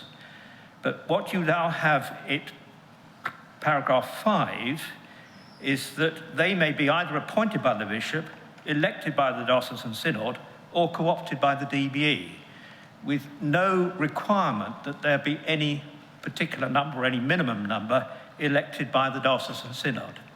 And it seemed to me that there ought to be built in, even with the flexibility, the increased flexibility that these provisions are catering for and which I endorse, nonetheless, there should be the ability of the diocesan synod to elect a minimum number of those DBE members, and hence the number that I've specified at the amendment at 569, at least 3.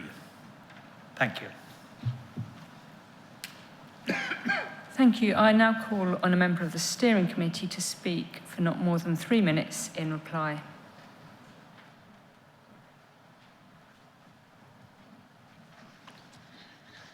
Muriel Robinson, Lincoln 343. The steering committee is aware of and has personal experience of the challenges faced by DBEs in operating within the high level of prescription within the 1991 measure. As DBEs have sought to modernize and reduce the size of their boards in line with best practice, and have also tried to ensure that members have the right mix of skills and experience, they have often hit difficulties because of an overly prescriptive approach to membership, and particularly to the degree of elected membership within that measure. The approach throughout the drafting of the new measure has been in line with the simplification agenda to keep central prescription to a minimum and to ensure that actual decisions about size and composition are best made at diocesan level. One size does not fit all, and needs will change as circumstances do. The guidance, which will be offered alongside the measure, will give support to dioceses in making appropriate decisions about the proportion of elected or co-opted members and so forth, as they prepare their schemes. It will be the schemes which hold that level of detail, and this will allow for future adjustments to be made without revising the measure. The committee was also very aware that in some cases, DBEs will be constituted as subcommittees of the DBF, and in others they have a kind of similar status within the diocese where they're separate. There are no such detailed restrictions on DBFs in terms of membership rules at a central level, and it seems both unnecessary and undesirable, therefore, to impose them on DBEs. For these reasons, the steering committee strongly resists amendments 1 to 3. Thank you. Unless I see 40 members stand in their places, or if unable to do so, otherwise indicate that they wish the debate on the amendment to continue, it will lapse.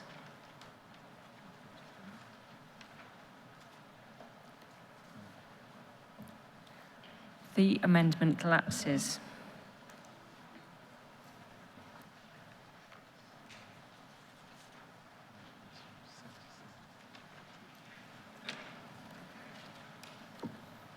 We now come to Mr. Lamming's second amendment to paragraph 1 of Schedule 2, and I invite Mr. Lamming to move his amendment, item 570.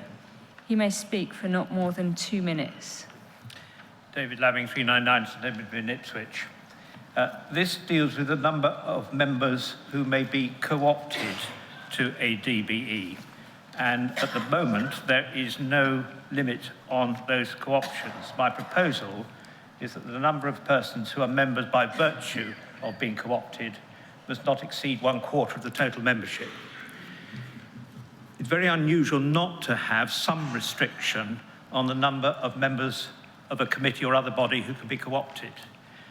We're talking about simplification, we're talking about making things easier and more flexible, but it's of interest that under the church representation rules, which we recently reenacted, for PCCs, the provision for co-options is not more than 1/5 of the membership or 2, whichever's the greater.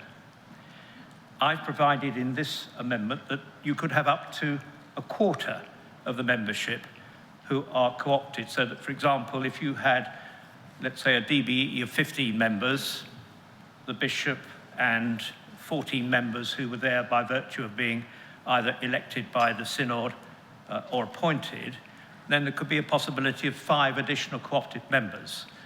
But it seems inappropriate for the very body who is making the decisions to be able to enlarge itself beyond a certain number. And I suggest, members of Synod, that to limit the number of co-options is consistent with good governance. I ask you to support that amendment. Thank you. I call on a member of the steering committee to speak for not more than 2 minutes in reply. Muriel Robinson, Lincoln 343. I won't rehearse the same arguments again, but we feel very much the same applies to this as to the previous amendments. We really do feel this is something which should be in the scheme and not in the measure. We do know that the scheme has to be approved by the diocese and by the bishop. It's not the DBE making up the rules with no checks. We therefore resist this amendment.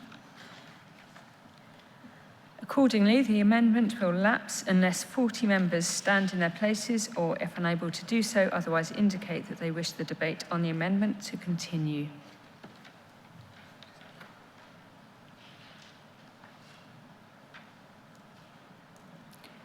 The amendment lapses.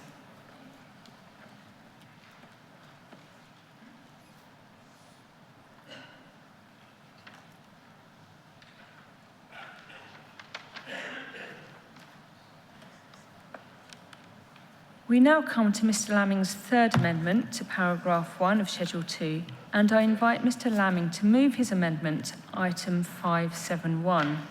He may speak for not more than 2 minutes. David Lamming, 399 St Edmund in Ipswich. This deals with joint DBEs, and if you look on page 21 of the measure, it provides at 16B that a scheme for the designation of a body as a joint DBE must include provision for each of the diocesan synods concerned to elect at least one person. It's interesting that there is provision for diocesan synod to be able to, not only be able to, but have the right to elect when you've got a joint DBE. My amendments proposes that for at least one person, we have at least 2 persons. If we're going to have representation on the DBE by each of the dioceses that comprise the joint DBE, it's not unknown for the one person who is representing that diocese not to be able to attend a meeting. To have 2 who are elected, it seems to me, provides for better governance, and that's why I propose that we should amend the measure in that respect to allow for 2 elected members per diocese. Thank you. I now call on a member of the steering committee to speak for not more than 2 minutes in reply.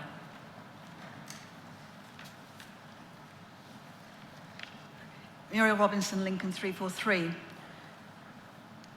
The difficulty with this is that we really would be putting detail into the measure again, which is much more appropriately dealt with by a scheme.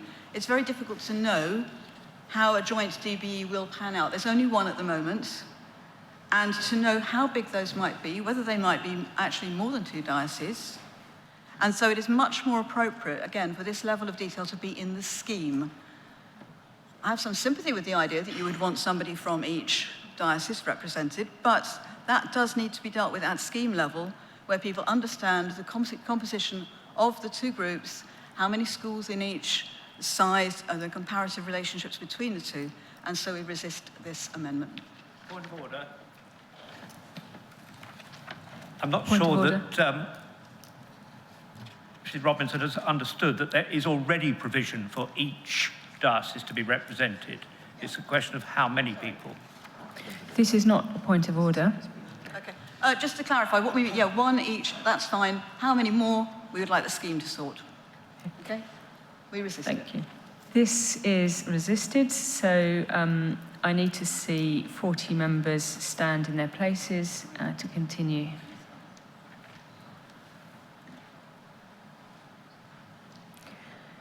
The amendment lapses.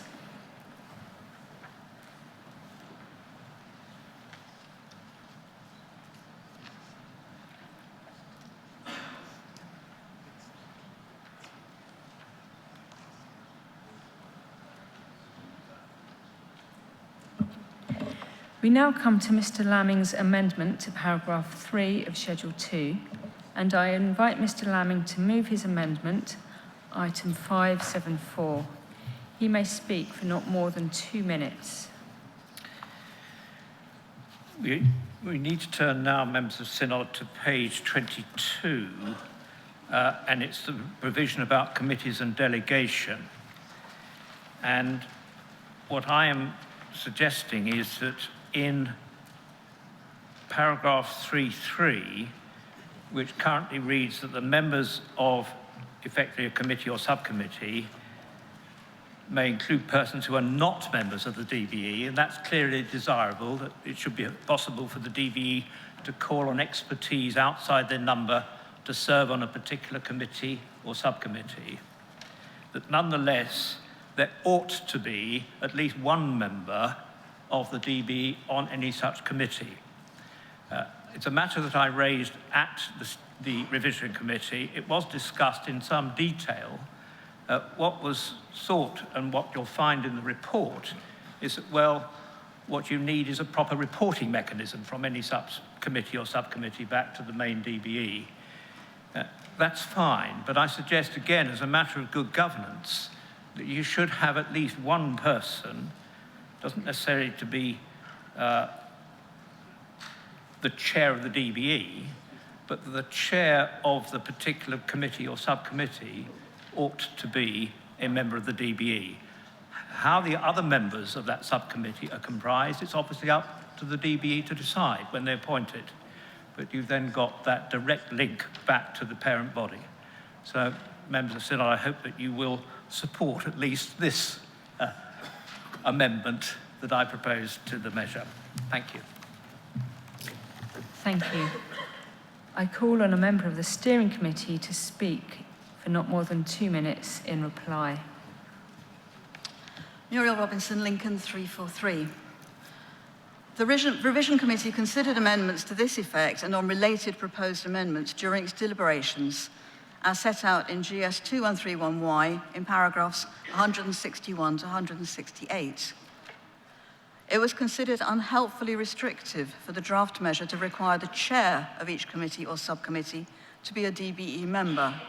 Such committees will have very different functions and purposes.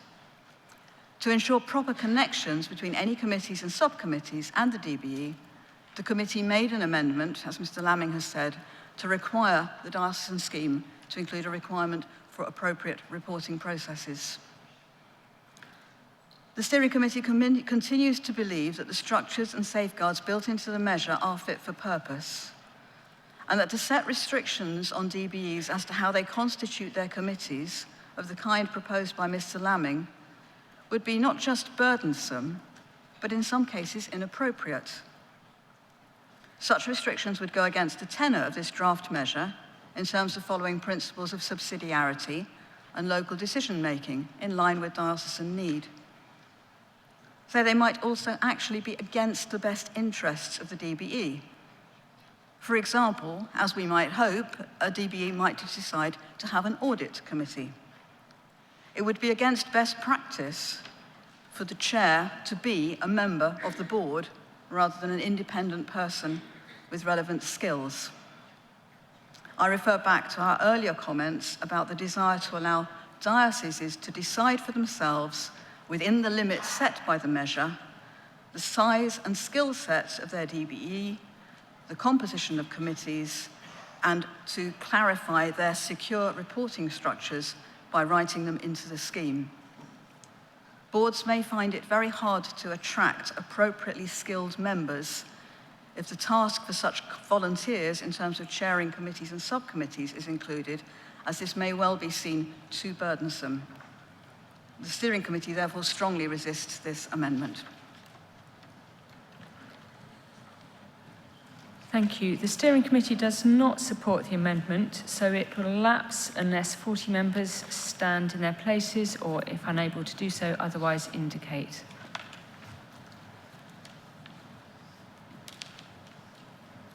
The amendment lapses.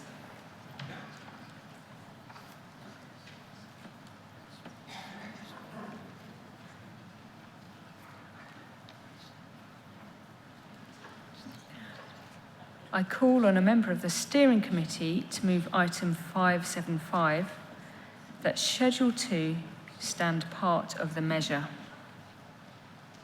Muriel Robinson, Lincoln 343, I do so move. This item is now open for debate.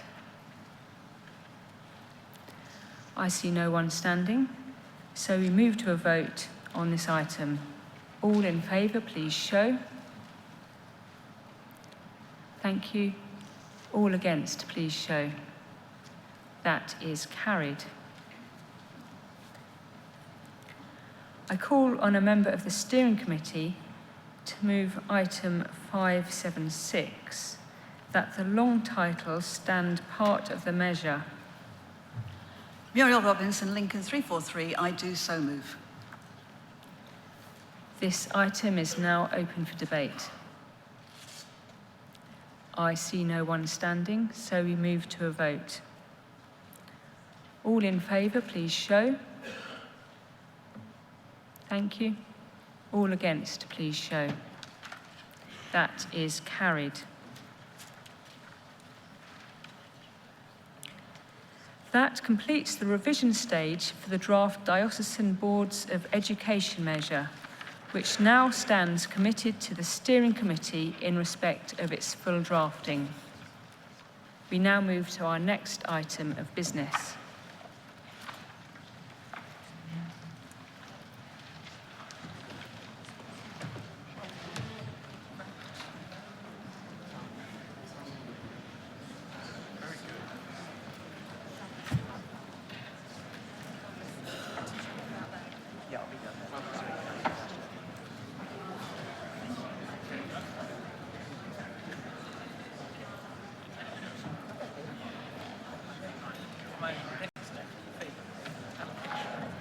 Allocation.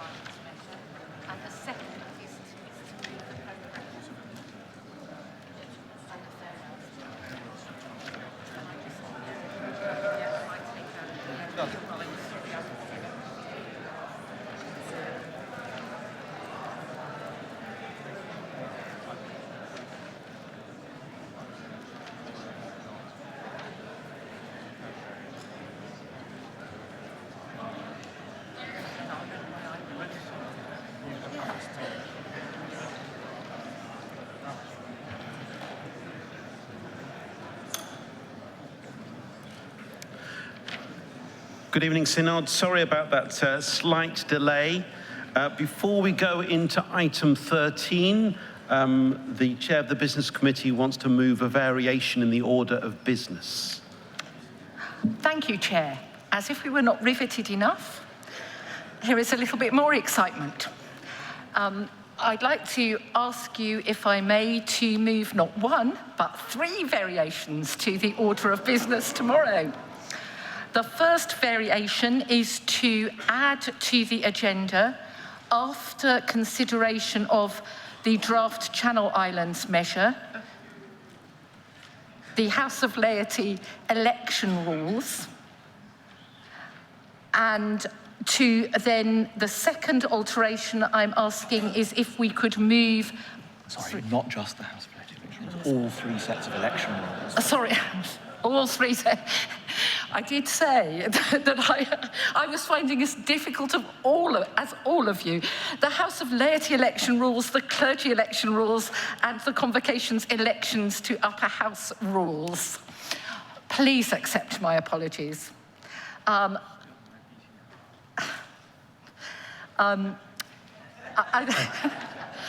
you so much. I'd further a second alteration to the order of business to move back the item entitled farewells to 12:45 and prorogation to 1:30, which is the third alteration. Not 1 alteration, but 3. We hope, Synod, that if we make those alterations, with your help, we will complete all our business. With your help. Thank you, Chair. So I now put this proposal for the variations in the order of business to the Synod. All those in favour, please show. Thank you. And all those against? Thank you. That is quite clearly carried.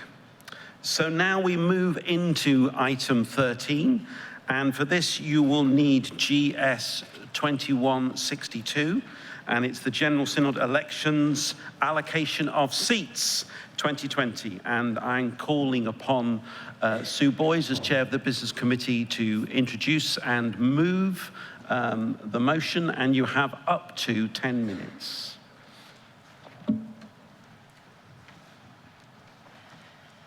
I think you know who I am.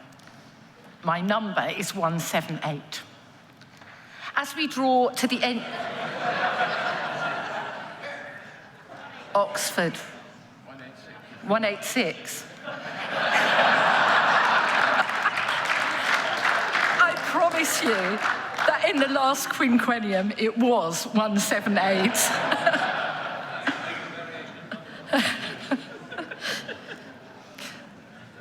It's always good to be the comic turn at the end of the afternoon. Friends, as we draw to the end of this quinquennium, we are going to turn our thoughts to the elections for the next synod, and in particular today to the allocation of seats to the provinces and dioceses. This is a complex calculation which takes into account the number of qualified electors in each province and diocese. Because these numbers are not static, would that they were, the allocation of seats to each diocese, whilst it remains broadly the same, varies from one quinquennium to the next. This afternoon, I want to try to explain briefly the process by which the number of seats has been calculated, and then to ask for your approval for the arrangement set out in GS 2162. For both proctors in convocation and members of the House of Laity. We are not concerned here with special constituencies or ex officio members of the Synod because the numbers for those constituencies are fixed.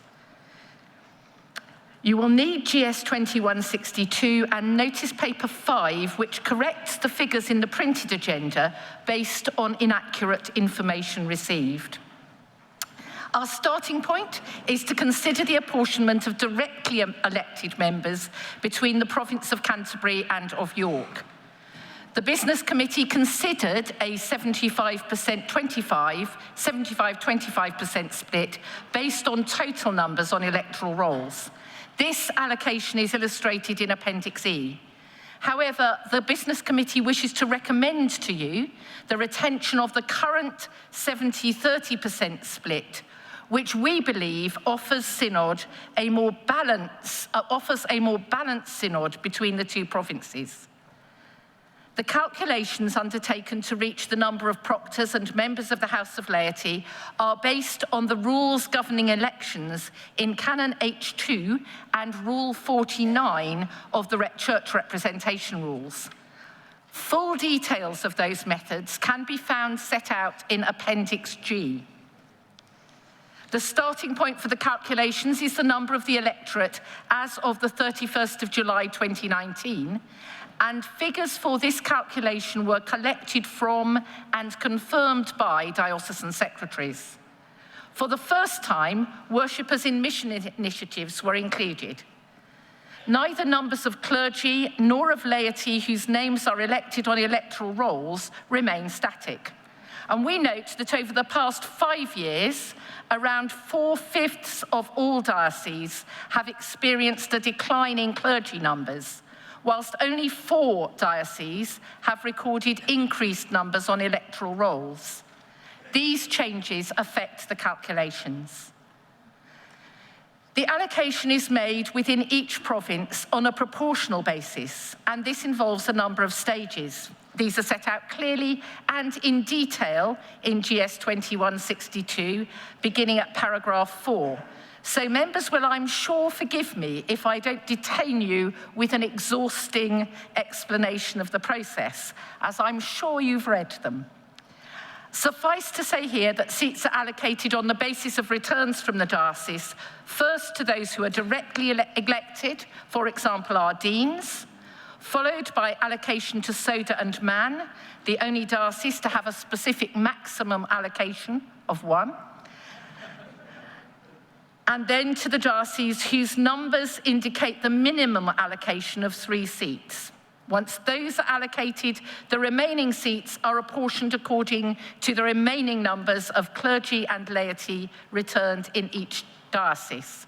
The very exciting arithmetic mean divisor method is used to allocate fractions of seats thereafter. The complexity of this calculation and the fact that the allocation is proportional to the total for the province can mean that a decrease in numbers in a diocese does not necessarily lead to a decrease in allocation. It's possible for the actual numbers in a diocese to go down, but its allocation of seats to increase because its proportion of the actual numbers represented for the province has increased. This effect can be observed in the allocations for the Diocese of Chelmsford and Oxford.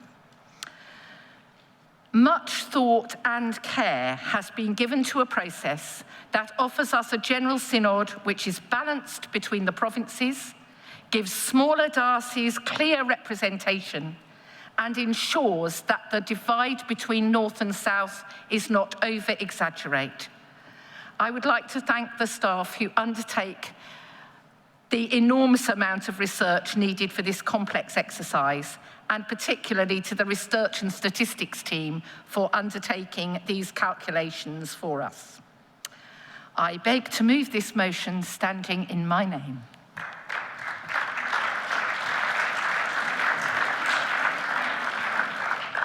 Thank you very much. Synod, it might be helpful if I explain to you how I intend to structure this debate. It does seem to me that there's a simple choice being put on offer, and David Lamming's amendment gives that choice. So what I'm going to do is I'm going to take a few speeches at the beginning and then ask David Lamming to speak to and move his amendment, which we will then debate, probably for the bulk of the time that we're here. So the matter is now open for debate.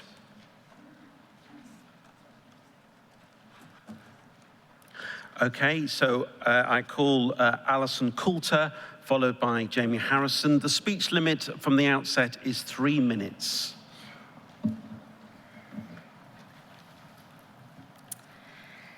Alison Coulter, Winchester 425. Mr. Lamming asked us yesterday, is our concern for doing the thing right, or is our concern for doing the right thing? And I'm very grateful to Mr. Lamming for giving me that quote and for all his work on behalf of Synod. I agreed with him yesterday, but today I don't think I am going to agree with him. I'm trained in public health, and I know and understand a weighted average when I see one. And I'm quite sure the maths and the formula is right, but is that the same as this being the right thing? And I want to ask Canon Boys for grace over law, please. We have a situation in the Church of England where much power and resource is focused in the south, and this reflects wider society.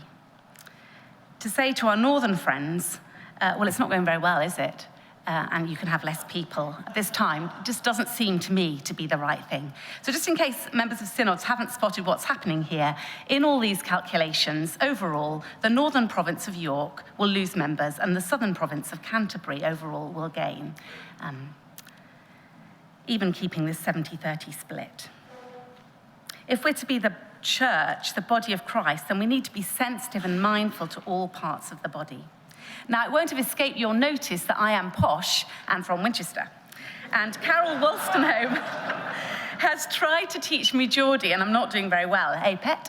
But anyway, I can't do very much about who I am, but I believe passionately that I am less without my relationship with people who are different from me. And in Winchester Diocese, we really value our partnership with Newcastle Diocese. We have a diocesan conference every 3 years. Bishop Tim will tell you more about that. And we met in October, and our main business was to look at a deployment plan. Many of you are doing this work too. And we talked about how really the richer parishes might have to give up some resource to the poorer parishes. We had Carol Wolstenholme from Newcastle Diocese with us and Shane Waddell. And they shared with us what's happening in Newcastle and their situation, and it put a whole new light on our situation, because in Newcastle, finances are very tough. They are not able to appoint, and they're even looking at redundancies. And I hope it's okay to say that. I don't mean to be patronising in any way, but just to share that actually we need to understand each other's positions and perspectives to understand our own. So I want to ask Canon Sue if there's a way that we can keep the numbers the same as we have now and not reduce them. This may not be doing the thing right, but I think it might be doing the right thing. So I'm not sure I am able to give this my approval, because I want to hear more from my friends in the north. Thank you.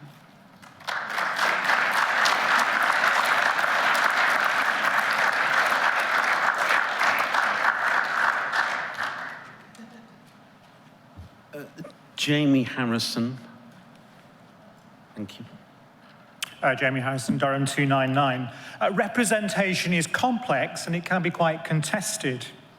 It's about delegation. It's not about delegation, and it's not about being the messenger of somebody else. It's being yourself as that representative, and links to being reciprocal, accountable, and it relates to geography and numbers. It's about people and places. And it's good, actually, to be debating this item as we are. Perhaps it's something you often would just take as deemed business, but no, we're not.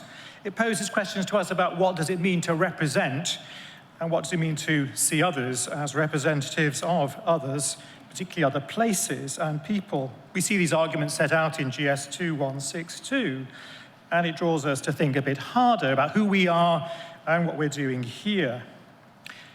Now, the American founding fathers had a think about their constitution and decided that for their upper house, the Senate, they would have 2 seats for each of the states. That means today that California, with 40 million people, has 2 seats in the Senate, and little Wyoming, not in size but in number, has about 500,000 people. So each of them has 2 representatives going, as it were, to the Senate. 2 senators. However, in the House of Representatives, well, there are over 400 members, and that is much based on population. The 2 ways of thinking. I won't go into the election for the American president, which is currently beyond my understanding in all sorts of ways. So we can see that representation has different models. Each has its benefits and its disbenefits, how we're elected, and so on. Currently, the proposal before us is for a 70-30 split in the House of Laity, in the apportionment, and a different model for the clergy, who depend on the number of electors, not on electoral rolls. But surprisingly, the numbers are quite similar for both provinces, north and south. 135 to 858 in the laity, 129 to 55 in the clergy. It seems to be quite a nice balanced position, and that's what's proposed. And of course, we know, apart from one particular category, that all dioceses have at least 3 seats allocated. There's at least that baseline to help us. And changes have been mooted and calculations done, as we've heard from Alison. That's to some degree at the forefront of our thinking. And of course, in the wider political sphere and Parliament and so on, the North has sort of gone up the scale a bit about where it sits in the country. Maybe we've been a bit unsure about the North recently and diminished its importance. So in a way, I'm quite glad that David Lamming has come with this amendment. It's made us think a bit harder than we normally do in this sort of debate. And we do want to flourish together. And we do want to encourage many people of all sorts and shapes and sizes to stand, particularly in the House of Laity, for the 2020 elections. So I do hope we'll have a good debate, and we'll hear carefully to what Mr. Lamming says, and then make up your mind. And coming from Durham, I hope you get it right.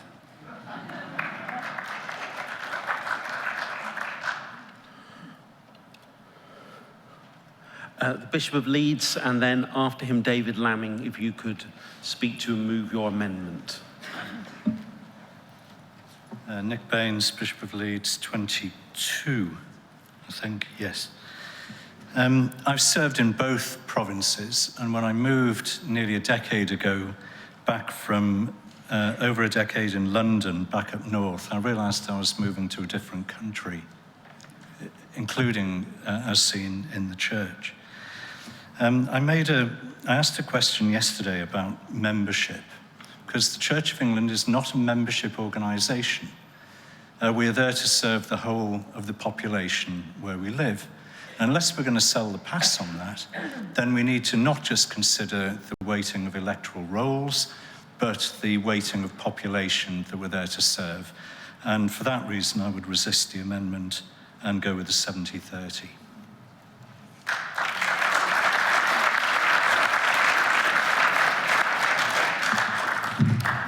David Lamming to speak to and move your amendment. David Lamming, 399 from Debdenton in Ipswich. I began to consider this issue when we were looking at the revision of the church representation rules on the Church Representation and Ministers' Measure Revision Committee. And it's of interest that it's exactly 2 years ago to the day, the 12th of February 2018, that the Revision Committee decided to write into the church representation rules the provision which we now have at Rule 49.4, which I'll read, a resolution under paragraph 3, and that's the resolution we're being asked to vote upon this evening, must apportion the number of directly elected members between the province of Canterbury and the province of York, A, in the proportion of 70 to 30, or as close to that as possible, or B, if the resolution specifies some other proportion in that other proportion, or as close to it as possible, and hence the amendment that I brought to Synod this evening. Looking at the history of this provision, I inherited a copy of the original synodical government measure of 1969, and the original church representation rules, of course, were set out as an appendix to that measure.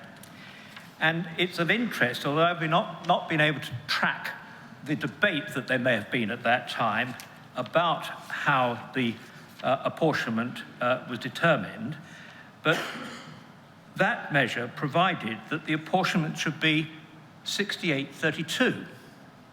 And so it was right through from 1970 until 2005. And in 2004, there was a CRR's amendment resolution which had as its main provision to reduce the size of this synod significantly. And it was at that time that the proportions 70-30 were written into the measure. Throughout the 50 years, there has been a provision for a minimum 3 members per diocese. So we can't change that without changing the church rep rules. I suggest, members of Synod, that this is a matter of equity. We have the Northern Powerhouse, and we are about, of course, to let Stephen Cottrell go and join the Northern Powerhouse with our blessing. But this is a matter of equity between electoral roll members. And my argument to you, and I hope there will be other contributions in the debate supporting it, is that why should an electoral roll member in Carlisle, for example, have a greater representation in a representative body than someone in a southern province? If it's suggested that the balance between the sizes of the two provinces is wrong, then of course the answer to that is to move some of the dioceses, from the south to the north. That, of course, is for another day. Thank you. Could you move, please? I formally move the amendment standing in my name. Thank you. So I ask Sue Boyes to respond, please.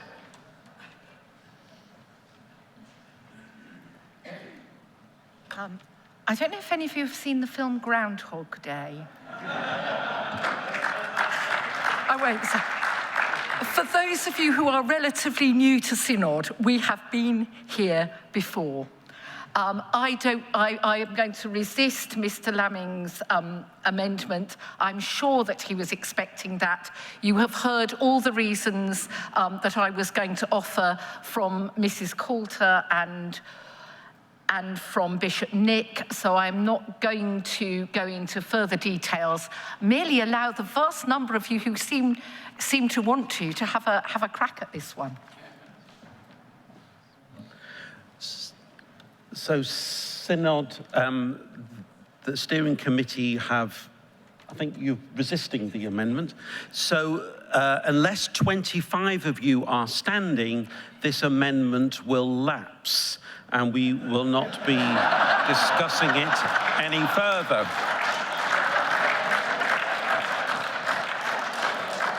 So, Synod, are there 25 members standing? There are not 25 members standing.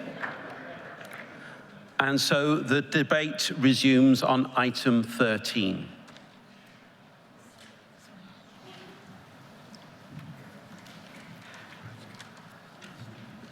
So I call Clive Scowen, followed by the Bishop of Chelmsford. Speech limit is still 3 minutes. Chair, Scowen, London 358. I regret we're not going to have an opportunity to vote on Mr. Lamming's amendment, which I would have voted for.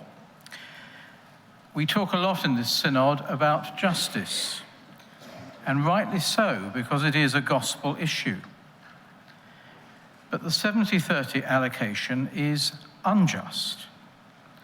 All members of the Church of England are equal. But under this proposal, some are more equal than others. It was unjust 5 years ago, and the figures have changed since, and it's even more unjust than it was.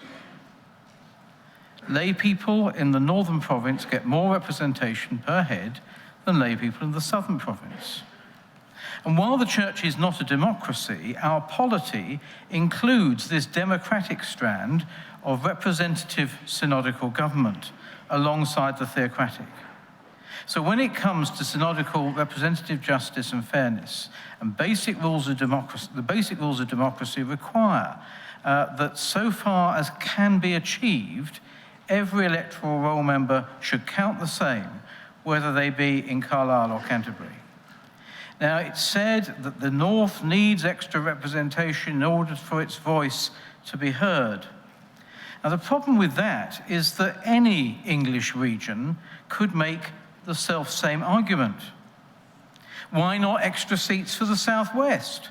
After all, it takes longer to get to London from Penzance than from anywhere in the North. Why not East Anglia, or the West Midlands, or the East Midlands? In truth, special pleading for any region is highly subjective and impossible to evaluate.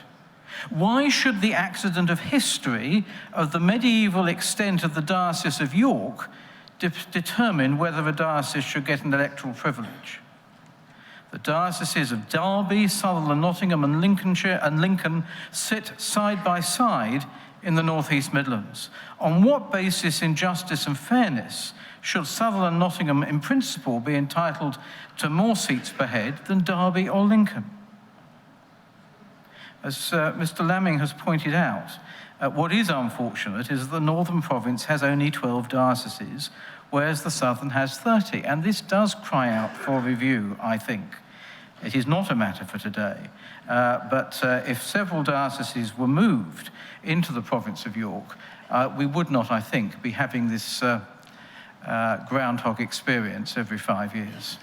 Thank you, Chair. After the Bishop of Chelmsford, Joyce Jones. Stephen Cottrell, Chelmsford 11. Dear sisters and brothers, it may have come to some of your attention that I have landed a small palace for duty job in the north of England. And it gives me extraordinary joy to speak up in this debate on behalf of the North, but also on behalf of the pastoral and missional needs of the whole church. In the Bible, 2 and 2 rarely equal 4. In the Bible, 2 and 2 usually equal 3 or 276. God either seems to be refining us or it's profligate, extravagant growth. And therefore, although so many of the arguments we are hearing in this debate do probably make perfect mathematical sense, they do not necessarily make pastoral and missiological sense. We all know that too much of our national and church life defaults to London and the South.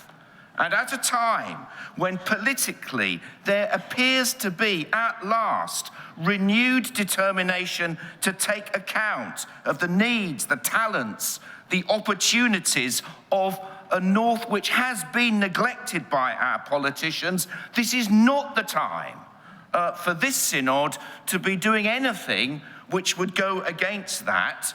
So I'm very, very glad that 25 people didn't stand for Mr. Lamming's amendment. And with Alison Coulter, I'm even unsure about the modest changes that the 70-30 split gives to the Northern Province. Somebody once said that if you stand still long enough, you become a radical.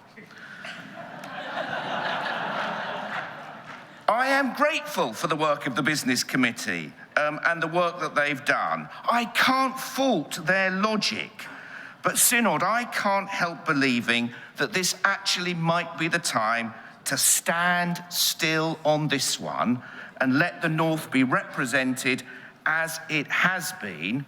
And as Bishop Nick so eloquently put it, are we in this Synod here simply to represent our congregations or serve our nation? Thank you.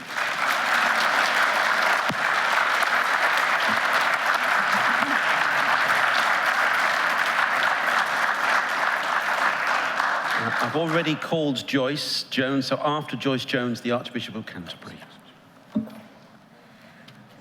Joyce Jones, Leeds 137. I have to declare an interest, as I obviously am a proctor for the Northern Province and also a member of the Business Committee. And it's reported that it was William Temple, the Archbishop of Canterbury, who said the church is the only society which exists for the benefit of those who are not its members. As the Church of England, we have a vocation, a mission to serve the whole of the nation, whatever faith or none. And the bishops sit in the House of Lords, not just representing members of the Church of England, but as representing faith and spiritual values to the nation.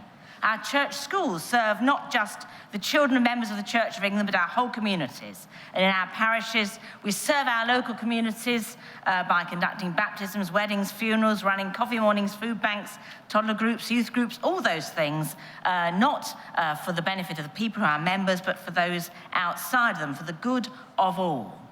And so it's vital, as we've already heard, that we hear from all parts of the country. and it's not so easy to hear voices from the north. I appreciate, obviously, that other regions may have problems having their voices heard, but I do emphasise that the north has some of the most, for the largest cities in the country. The population split between north and south is more like 70-30, perhaps it might be even a higher proportion in the north than it is 75-25. And so if we go on the 70-30 figure, we are more reflecting the difference in a population rather than just our electoral rolls. When I joined the business committee, I was trying to improve the representation of the North on the committees and the governance things in this church, and I doubled that representation. And there are still only 2 people from the Northern Province on that committee. So I'd say we do want to keep up our representation and not to reduce it. And I therefore welcome the decision of the Business Committee to continue to allocate seats in the relation 70-30 and strongly urge it continues. Because to do so is to recognise that we're a missionary church called to serve and represent the interests of all the people of this nation, not just those on our electoral rolls. Thank you.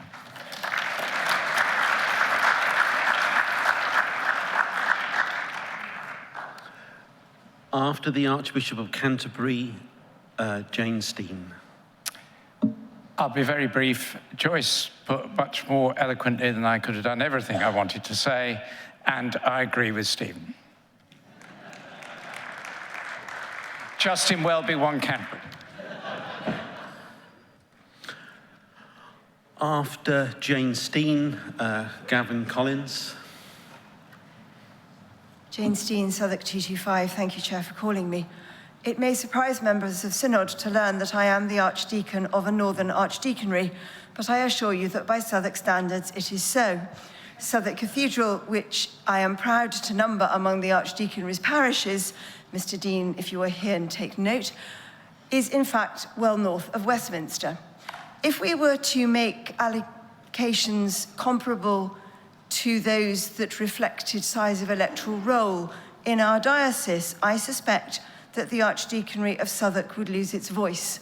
I would regret that. It is an urban, a densely populated, but also often a poor archdeaconry. It is a net recipient from the rest of the diocese, perhaps like the province of York in relation to the province of Canterbury. I am immensely grateful to the generosity of the rest of the diocese in enabling my archdeaconry to flourish. I hope that in this synod, we can be generous to the province of York and enable it not only to flourish, but also to speak to our debates. And not only that, yesterday I sat, as many of you did, in debate after debate, in which we heard how important it was that we did not marginalise even further those who felt already marginalised.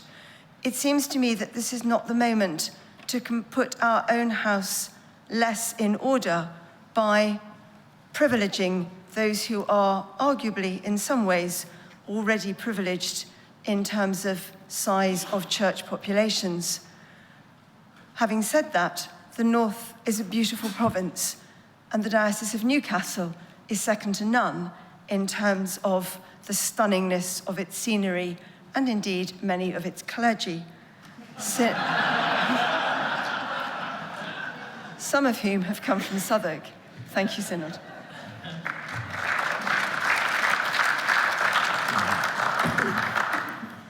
After Gavin Collins, Carol Woolstonholme, and then I'm going to seek your mind on a motion for the closure. Gavin Collins, Archdeacon of the Meon, Portsmouth 195. Thank you, Chair. I declare an interest as a member of the province of Canterbury. I'm a Democrat. I believe in proportional representation. However, I also believe in generosity and grace. This synod represents both provinces, and to do so, we need substantial representation from both the north and the south. As a member of the Southern Province, I'm delighted that we're gifting Bishop Stephen to the Northern Province, and I'm proud that we've decided this evening to keep the deliberately skewed representation balance. That's important. Yes, democracy is important, principles of justice are important, but I think generosity and grace must trump them both. Thank you.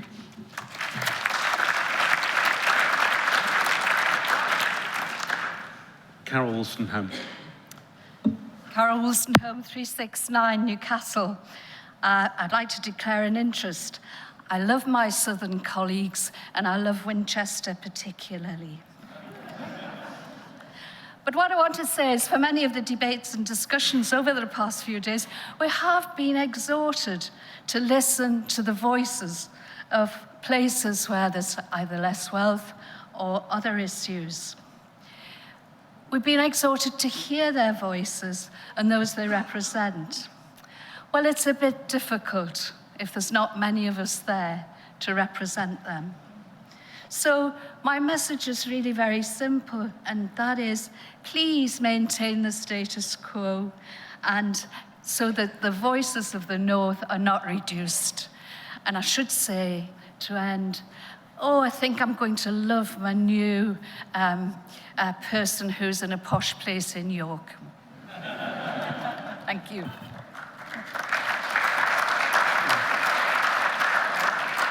So now, Synod, I wish to test your mind as to whether we've had enough debate on item 13, and if we have, and so I want to put a motion for the closure on this item. All those in favour, please show. Thank you. All those against? The motion for the closure is quite clearly carried. Thank you. So I call upon Sue Boyes to reply to the debate.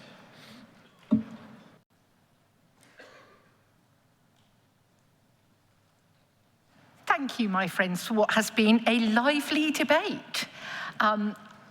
Characterised, I think, by the hallmarks of our faith and life. Doing the right thing, attending to justice and equity, and being generous. I believe that the Church of England is here to serve the whole communities in which we live and minister, clergy and laity together, so that when we talk about people counting the same, in my head, I am counting members of communities rather than numbers on electoral roll. As the Archbishop-elect has reminded us, this is also a question of designate. I am in trouble this afternoon. This is also a question of mission. For those of you who may be feeling tempted, Alison Coulter, to challenge even the 70-30 split, could I tempt you to wait 5 years? Because if we do not do this now, we will not be able to be here in November. Now, that may be a joyous thing. Gavin Collins, you said we had decided. I really hope that you are a prophet, and I wish to commend to you the 70-30 split and the motion standing in my name.